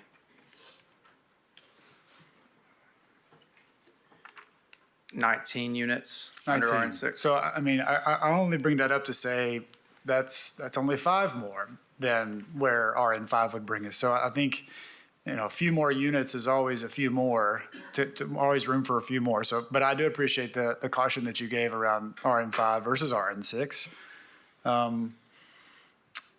So, I don't really have a specific point to make other than I think this is very hard because I think it doesn't meet the justification as outlined in the ordinance or the requirements for rezoning. At the same time, I think if you were to upgrade or upzone any area, this would be a good spot to do it, given its kind of closed off nature. With that said, I am not a fan, I've been consistent about this, about if an area doesn't, has a certain level of zoning, we can't piecemeal our way into, well, this property or this property or this property. Even though the TDR designation was designated 20-something years ago, there's a reason it wasn't included. And so it's largely because of the lack of pedestrian infrastructure and other things that Councilmember Thomas is often keen to point out when it comes to these developments. So I'm compelled by both sides of this, so I'm going to shut up now.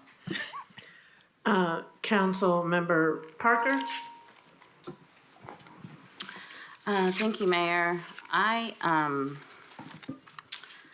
have a couple of different thoughts on this. But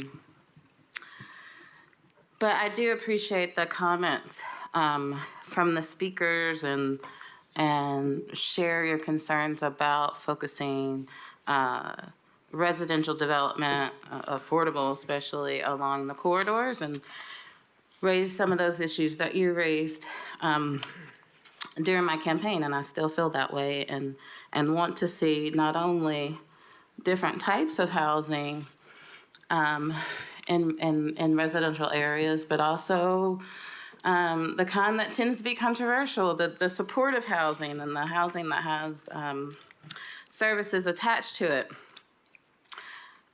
For this rezoning, my concern is about scale, and I cannot find the language I read, but from the planning staff in their comments, indicated that a lot of the same uses are allowed under RN4, but by special use, and that process would allow planning to play a role that could help ensure that the final outcome fits with the neighborhood.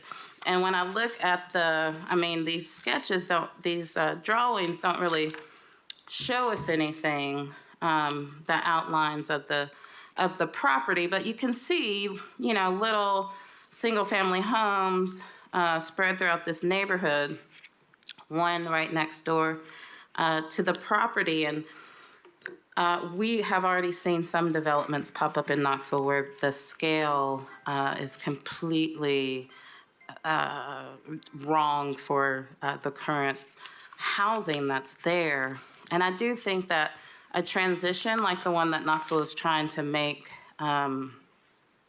is really hard to do one piece of property at a time. It really needs to be kind of whole areas that are transformed, not just, being shadowed, having this large shadow cast by this out-of-scale development. So I'm trusting the recommendations from planning staff on this one, and would prefer the special use process be used so that we can make sure the scale works for the neighborhood. Councilmember Roberto? Thank you, Mayor. I studied this one as well, and I couldn't get past the staff report, and the report really, like Councilmember Thomas said, it really details out the reason why staff wasn't supporting Mr. Higgins, what you were trying to do. And I commend you for working on what you're working on to try to provide more housing, because we definitely need it. The issue is that we have a set of rules that we're supposed to follow when we do these rezonings. When we say, I don't want to follow those rules, then that might be good for you today. But there may be a time in the future where somebody does the exact same thing to you. And that's why we have rule of law. And that's why it's really important that we follow the rules. Now, if somebody thinks these rules aren't good, then bring an ordinance change and change them. But these are what I'm looking at right now. So again, I commend what you're doing. I support what you're trying to do there, but we have to follow what the rules are. Now, the other part of this is that when I look at this, you were saying, look, I have to replot this and I have to do these other things in order to make this work for what I had wanted to do with the duplexes. And I don't know if you wanted to sell the duplexes to individual homeowners, if you wanted to rent the duplexes. I'm not sure what you're wanting to do there, but that's your business, your property. But just listening to what everyone has said about this property, it's pretty challenged. I mean, you got the KUB thing on one side, you got the railroad, you got all these things going on. I mean, that's a challenged property, and you're really restricted in what you're doing. Well, I think the better approach for when you have that kind of a problem and you're having this issue is to use planned residential. But we don't have planned residential. And so that's what we need. So all of the discussion about, hey, we need to see more housing. Well, we can see more housing if we have planned residential when we have these challenged properties. And you're smiling, which I don't know, hopefully it means you think that's a good idea. But I got a nodded head, so that's good. But that's why I've been talking about planned residential for so long. Now, it's true on smaller scale things like you're talking about here. It's true on bigger scale things. But it provides the flexibility you're looking at, because it's not a rezoning, it's an overlay. And then there's, approvals. And we go through this process of figuring out, well, what does the neighborhood feel like is challenged and things like that. So I can't support this one because of the staff recommendation. But I would hope that we can get some more advocates for planned residential. Thank you. Councilmember Singh? Thank you, Mayor. I'm going to just call you Mr. Logan. Would you mind coming up? I have a couple questions for you. It's Higgins. I'm sorry, I messed I up. know. I like taking bottom. No problem. We had a conversation about the proximity of TDR and what you could do with the property if it was there. I think it was that's the question. What could you do if it was within TDR? Yeah, if it was within TDR, it could be, I believe it's 2 multiplexes is what it would support, which would allow for 20 units on these 4 sides. And how far is it from TDR boundary? A block and a half-ish. It's not the next block over, but the one after that is TDR. Okay. To me, that's important also. If we had just spread that geographical region a little bit wider, you would have fallen into it. Yeah. I do think it's a very challenged property, so I respect that you're willing to try to work on it. Thank you. Thank you. Councilmember Helsley? Thank you, Mayor. I don't know how many people went to see this property. I did go, Lauren, by the way. There's really, she's telling the truth. It is like KUB, substation, a lot of the high-powered lines, like, I don't know if you want to live under them or not, but good luck with that. Railroad track, there's just nothing. There's not even a lot of neighbors. There's one house that looks like it might be being worked on. I'm not really sure if it's anybody's lives in or not, but at any rate, I can't think of any better place to add some additional housing because it's just, there's nothing there. It's not going to get in the way of anybody, and I don't even think anybody'd complain. Maybe Charlie. But anyway, so I'm going to support it just because we do need housing. Okay, let's see, Councilmember Ryder and then Councilmember Thomas. Yeah, so going back to we should stick with our rules things. If we deny everything based on no changing conditions, I guess we want everybody to tear down everything around and get rid of the railroad track and tell KUB to get on out of town and to pull down the towers because the conditions aren't going to change. Sorry to sound sarcastic, but like, that's just, you got to look and say what could change here, and there's a lot of it that's not. No existing medium density housing right there. There is, and Ms. Brooks and I went through that on the phone today. There's a single family house that's being renovated on a large parcel just down from it. And then there's a sixplex on a larger RN4 zoned house. So I'll just say I disagree with staff's assessment because when you get there and zoom in, there is medium density. It is 0.717 miles from CAT. And the conditions aren't going to change until we get rid of the infrastructure, which is railroads, KUB, and cell towers, et cetera. Plan residential, Councilmember Berger, when you bring that forward, I just want to say, and I had this conversation with Ms. Brooks because after it came up at council retreat, I talked about it some with people. I'm actually not going to support that, and I'm not in favor of it. That's not relevant to this agenda because what we need is good zoning code that delineates things in a clear way for both homeowners, property owners, and people who want to develop things and what we want to build. So if we don't want a dumpster in the front, we say so in our code. We got site development standards. We have all the elements, we can put them in our code to tell people how to development. Planned or how to plat and develop things out. Planned residential turns zoning discussions into political forays, because it politicizes the process. And that's why we got out of it and it went away with Recode. And why the county is also having conversations about getting out of it and a lot of different municipalities and stuff. So we'll just agree to disagree on that. We can't just tell people they can only live on corridors or they can buy single family houses to live in neighborhoods. That just doesn't seem reasonable. I have a 24-plex up the street from me. I have a duplex across the street. I have multiplexes down the street. Many of the neighborhoods in my district do. I don't see the harm in how it's not harming me, and it's fine. And we have standards for how things get laid out and how they happen. And I will just say, Mr. Higgins, you can answer this really quick because I still have some things I'm going to say. But in my understanding in discussions with you, the reason that you asked for RN5 instead of RN6 is because RN5 was all you needed to be able to build duplexes and keep the lots without replatting them. Correct. Okay, so you didn't need RN6. Correct. But with RN4, you have to reduce it to 3 lots. And that's the part that I have trouble with. Thank you. There's a lot of large plats of land surrounding there that are zoned RN4. And those large plats of RN4 can have lots of medium density housing.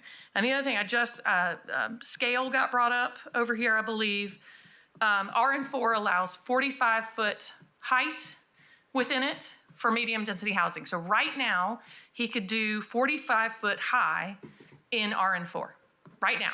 Medium,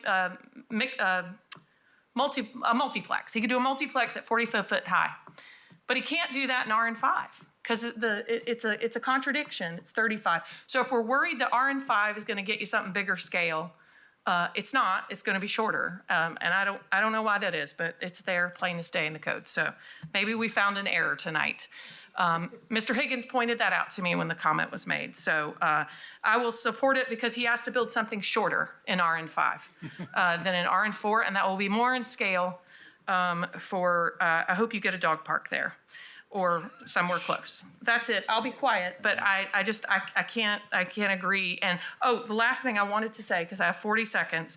Recently, a 19-year-old constituent was lamenting to me about a new apartment complex, like a mega apartment complex that was going in. And this is someone who pays rent and wants to be able to start paying themselves by owning something.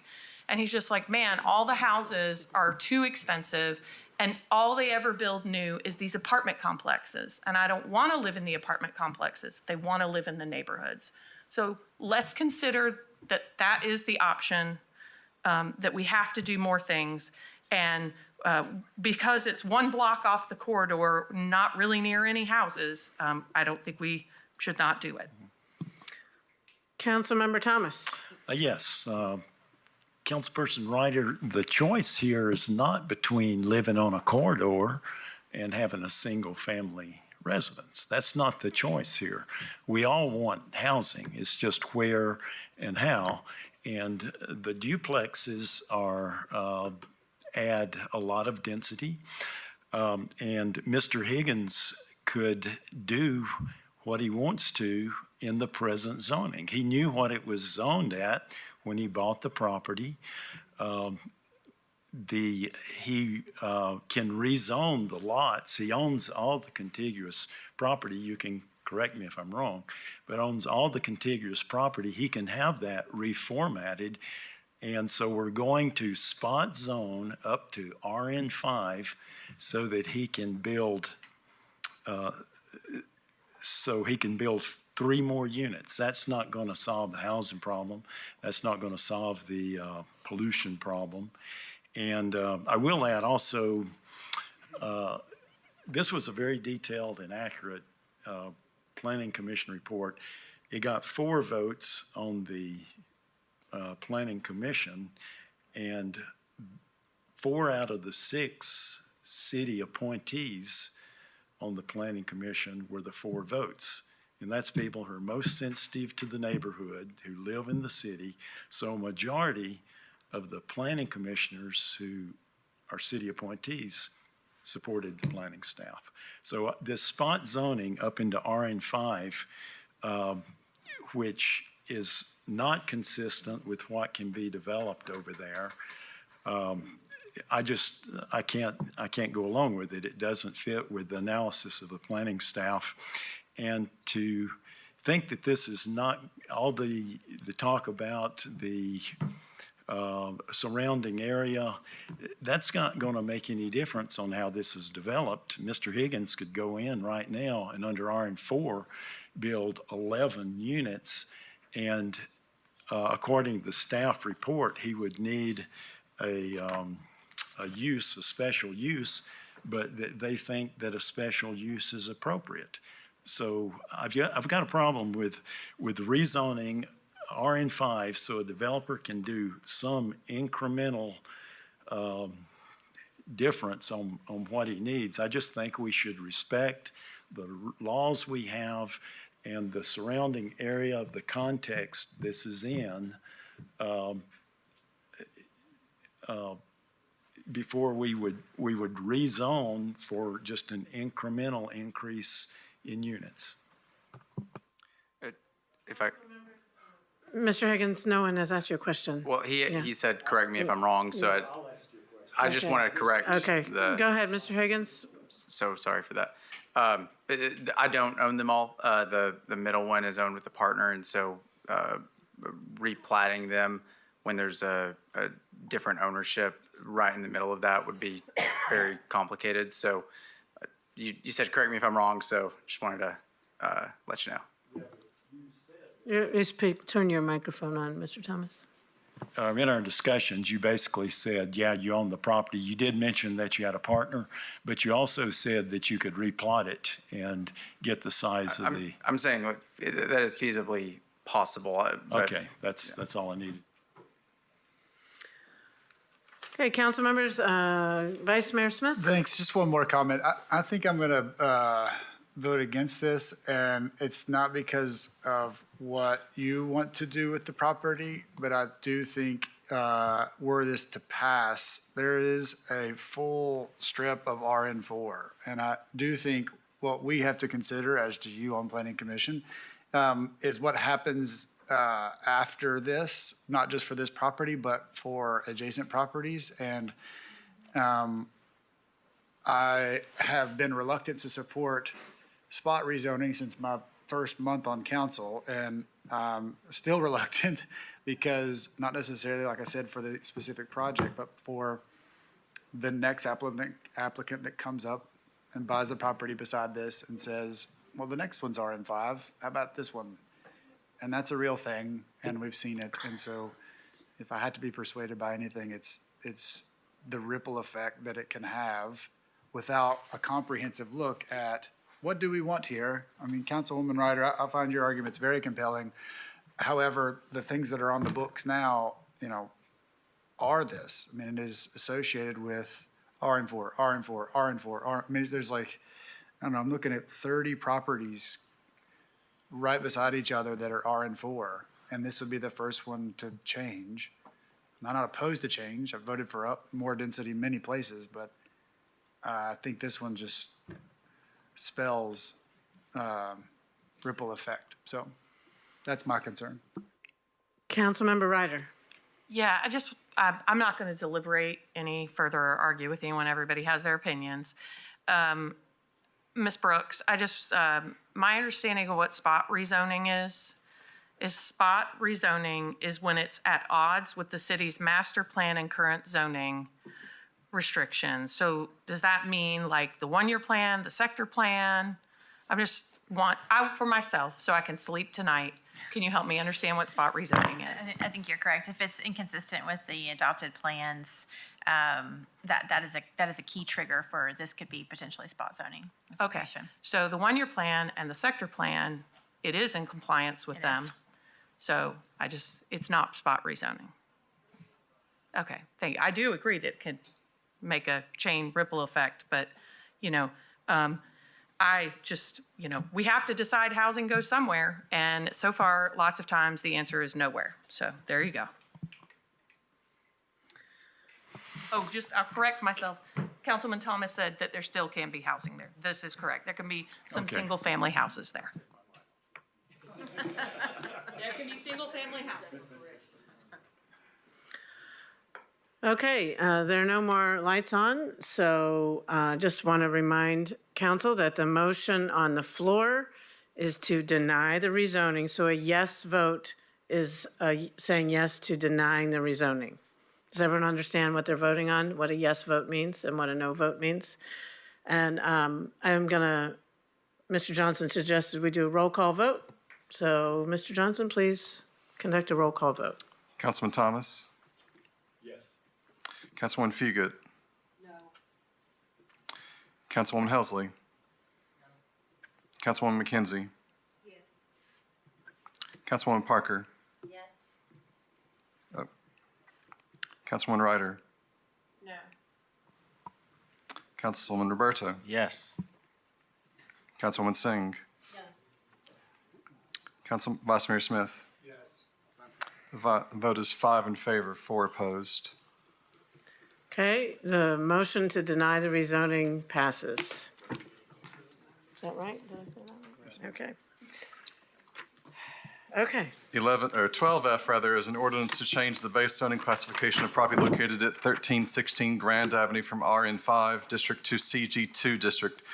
North American Islamic Trust Incorporated Applicant First District. Second. Motion made to approve and seconded. Any questions or discussion? Seeing none, all those in favor, please say aye. Aye. Any opposed? Motion carries. 12G is an ordinance approving the request of Anthony Bryant for an amendment to the Northwest City Sector Plan from medium-density residential office to Callahan Drive Mixed-Use Special District for property located at 6721 and 6727 Campbell Lane, 3rd District. Move to approve. Second. Motion made to approve and seconded. Councilmember Singh? I'd like to consolidate items G, H, and I. Okay, motion made to consolidate items G, H, and I has been made and seconded. Any questions about the consolidation? Seeing none, all those in favor, please say aye. Aye. Any opposed? Okay, is there a motion on the I guess we're back to the consolidated motion in favor. Move to approve, made and seconded. Any questions or discussion on these items? Seeing none, all those in favor, please say aye. Aye. Any opposed? No. Motion carries 8-1.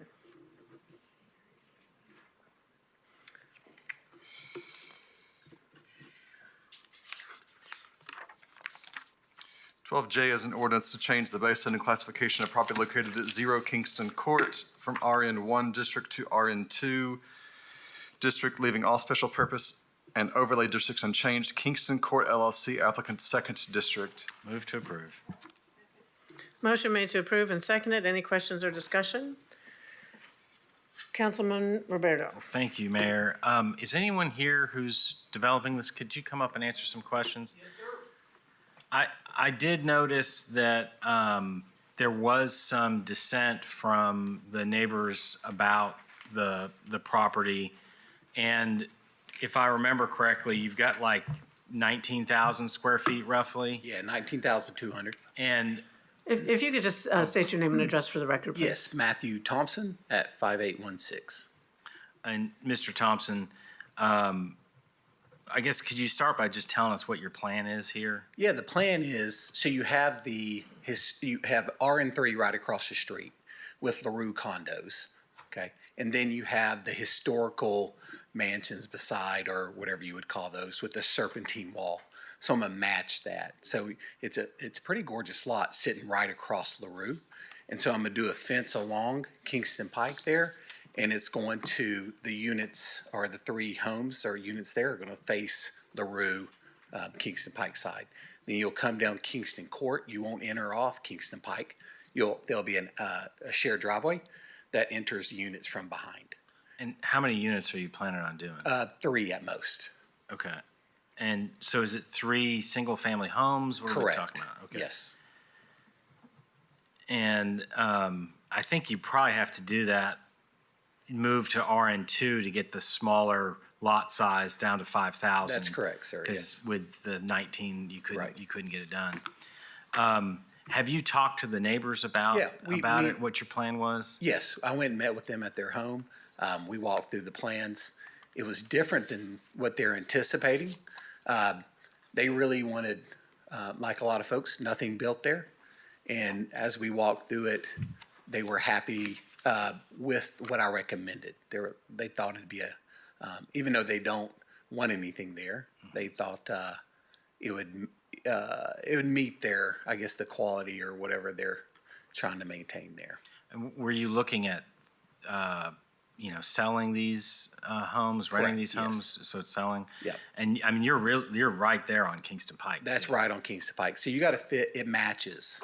You know, you have LaRue across. I'm trying to find something that matches being right on Kingston Pike.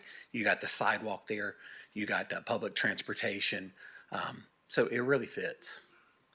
Well, and I did notice, the comments in the, planning report. So there were some neighbors who wanted to, not see, more than, 1 or 2 houses built on the property. But, I looked through the staff report, just like the last one, and there's nothing that I can really say about not making this change. So I'm going to go ahead and approve it tonight, and we'll do second reading. But I do appreciate, you coming up and answering some questions for me. Yes, sir. Thank you. Any further questions or discussion? Seeing none, all those in favor, please say aye. Aye. Any opposed? Motion carries. 12K is an ordinance to change the base zoning classification of property located at 0 Wallwood Road from RN1 district to RN2 district. Franco Iricoze, applicant 5th district. Motion made to approve and seconded. Any questions or discussion? Councilmember Parker. Yeah, I had a question about this rezoning. I didn't know if anyone's here with the development that could talk about it. Is anyone here? Is anyone here representing the property, rezoning classification property at 0 Wallwood Road? Anyone here? Apparently not.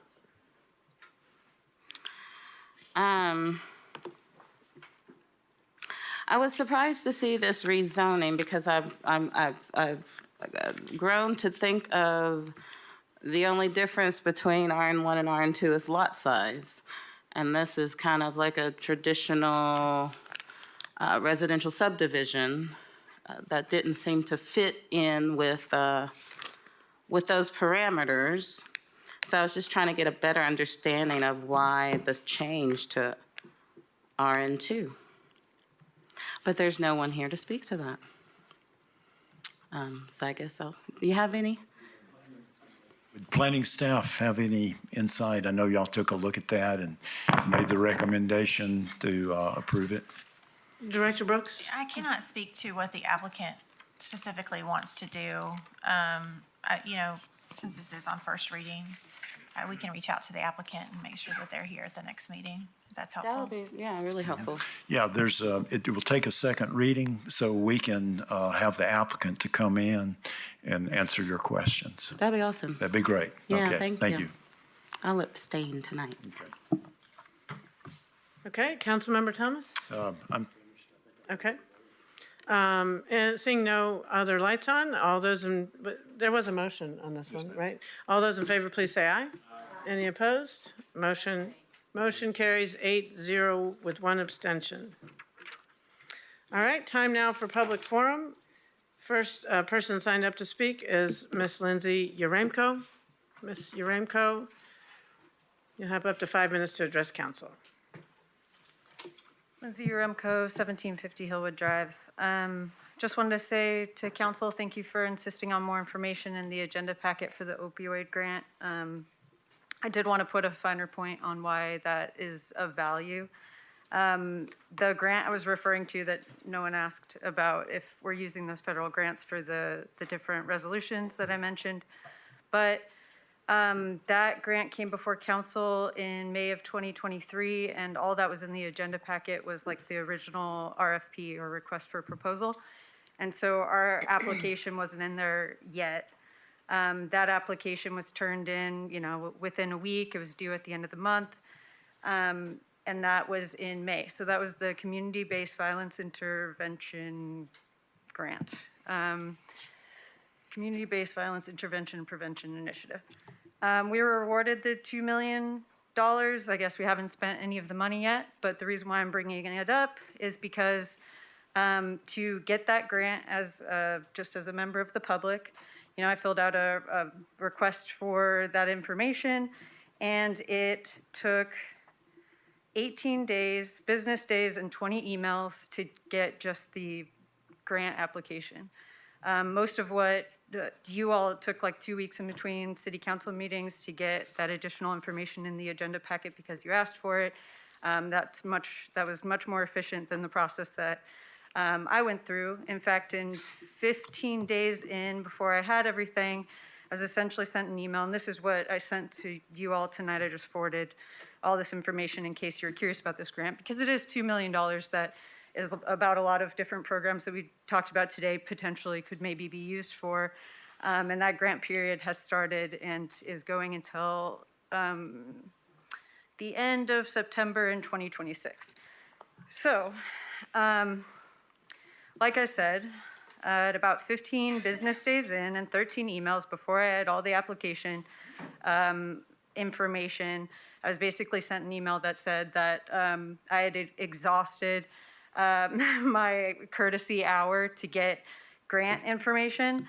The director of communications for the city was really polite. We were really polite in our back and forths, but he said that a lot of the additional delay was just needing to go through the director Middlebrook of the Office of Community Safety and Empowerment.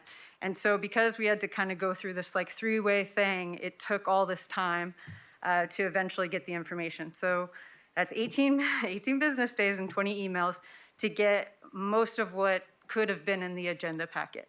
And now I have no idea how long my courtesy hour how long it takes to basically get any sort of grace from the city as far as asking for additional information. So I'm saying that it's really important that I'm hoping that you all continue this tradition of asking for this information to be included in the agenda packet, even though there doesn't seem to be any clear rules around that. But if the application is mostly ready at the time that it's coming before council, it'd be great if you all continue to insist on that. And I'm sure the director of communications for the city of Knoxville would also appreciate that, because I could have just typed in the grant information and not bothered him. It would have taken us three business days and 7 more emails to get the additional information that was on the application but wouldn't have possibly been in the agenda packet. So that's my ask for council. I also wanted to say that it's a choice of when the city decides to communicate about these programs and grants. I mean, tonight alone, we were having a discussion about KPD and the horseback program. And And I'm glad the discussion happened, but I'm sure there's a more efficient way to introduce these programs rather than just it coming up on a related agenda item and then having to discuss if, oh, this was paid for with a grant. Okay, well, we won't question it then because it's free money. Or if a grant comes before you all and you're looking at it, I mean, Lynn Fugit, you said, or I'm sorry, Councilperson Fugit, you said more services in the meantime, right? But it's kind of a false dilemma because if there had been more involvement with the community earlier on, instead of just being like, well, we're either going to apply for this program or we're not, then maybe we could have applied for something else with those funds. So it'd be great if we were spending more time doing that. I know we're all tired. I'm so tired. I still have a whole other page of things I want to say. Thank you so much. That concludes your 5 Have a good minutes. Next person signed up for public forum is Larry McAfee. Mr. McAfee.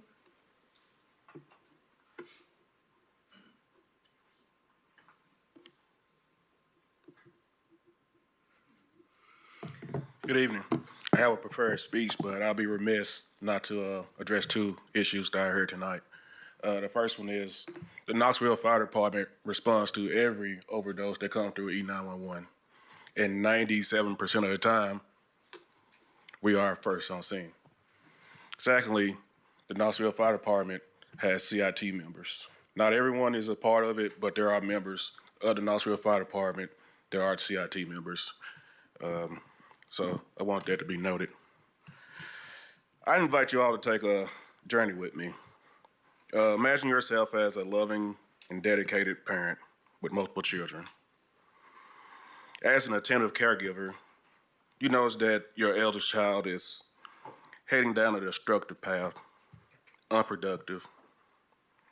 But because of your deep love and commitment, you refuse to give up on them. With support of your village, which is like your partners, your friends, your family, you implement a corrective plan to guide your child towards success. And it works. Your child turned things around and began to thrive. Years later, you recognize familiar warning signs in another child of yours. Understanding that each child is unique, but shares inherent genetic similarities. You apply the same positive reinforcement that helped your eldest child. Once again, this approach proves to be successful. I share this analogy with you because in this scenario, your eldest child is the Knoxville Police Department. Last year, correct me if I'm wrong, you had about 70 vacancies that you needed to fill among your lower ranks. You struggle with retention.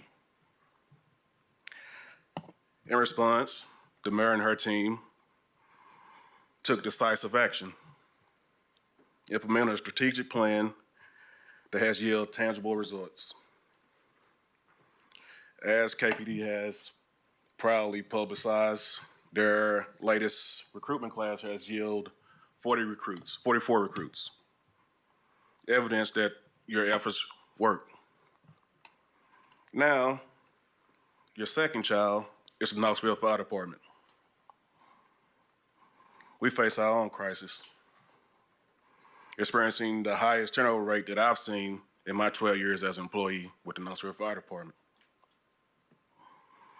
Despite ongoing recruitment efforts, the numbers just hasn't met our standard. And it's remained far from what we need to ensure that we have a strong and successful firefighting force. Just as with KPD, corrective action is needed. And just like before, it's going to take a financial investment in the Knoxville Fire Department. You have the power to set the Knoxville Fire Department on a successful path. So I urge you to take action to strengthen the future and effectiveness of our fire department. Thank you. Thank you. Next person signed up to speak at public forum is Hannah Freeman. Is Hannah Freeman present? The final person signed up to speak is Nzinga Amani. Nzinga Amani, please come to the podium. You'll have up to 5 minutes to address council.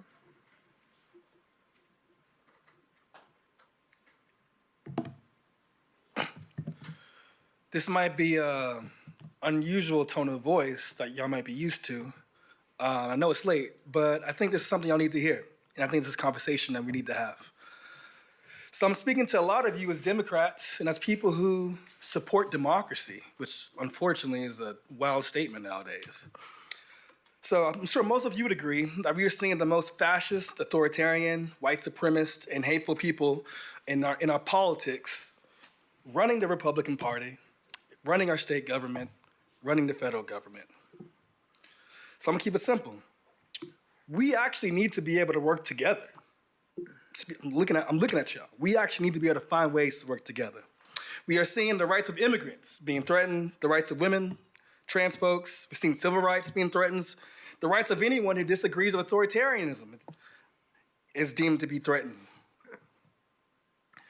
In times like these, we need to realize when we're on the same side. And I'm gonna be real. I think it's heavily likely that you, Mayor, had a lot to do with the incident when I got jumped by those police right there. It's highly likely that you have something to do with it. Because of your actions, and not only your actions, but also the godless sheriffs, I was mistreated by police violently, choked unconscious. I was trending on the news from Knoxville to Switzerland. Seriously, you can look my name up and find some Switzerland Times, right? This is just a piece of the violence that you perpetuate every single day, letting our police forces run rampant across the communities, saying that police should be responding to every single call. This is violence that happens every single day on y'all's watch, but still, nonetheless, I'm willing to put some things aside in order to have a productive relationship when we need to. Because there's those of us who believe in democracy and want to fight for it, and there are those of us who are supportive of this MAGA authoritarianism we're seeing. Most of us are on the same side of that equation. So we got to join forces, and I mean that sometimes formally, but also informally, right? Understanding that some places that y'all can't go, the community can go, right? It doesn't have to be all above board, but we got to understand we're on the same side. With that, we do also need to build some trust. The community needs to trust you all, the city government, right? To trust you all to stand up against MAGA bigots and billionaires. Trust you, the mayor, and the police chief who's not here, but I'm speaking to all the police in the room.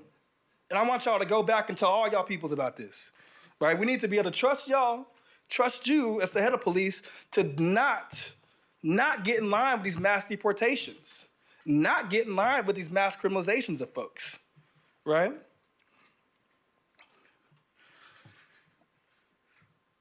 We need to be able to trust you to actually disobey fascist orders and to fight for all of us, especially the poor and especially the most marginalized. And you need to trust us. You need to trust us that we will have your back when you resist fascism.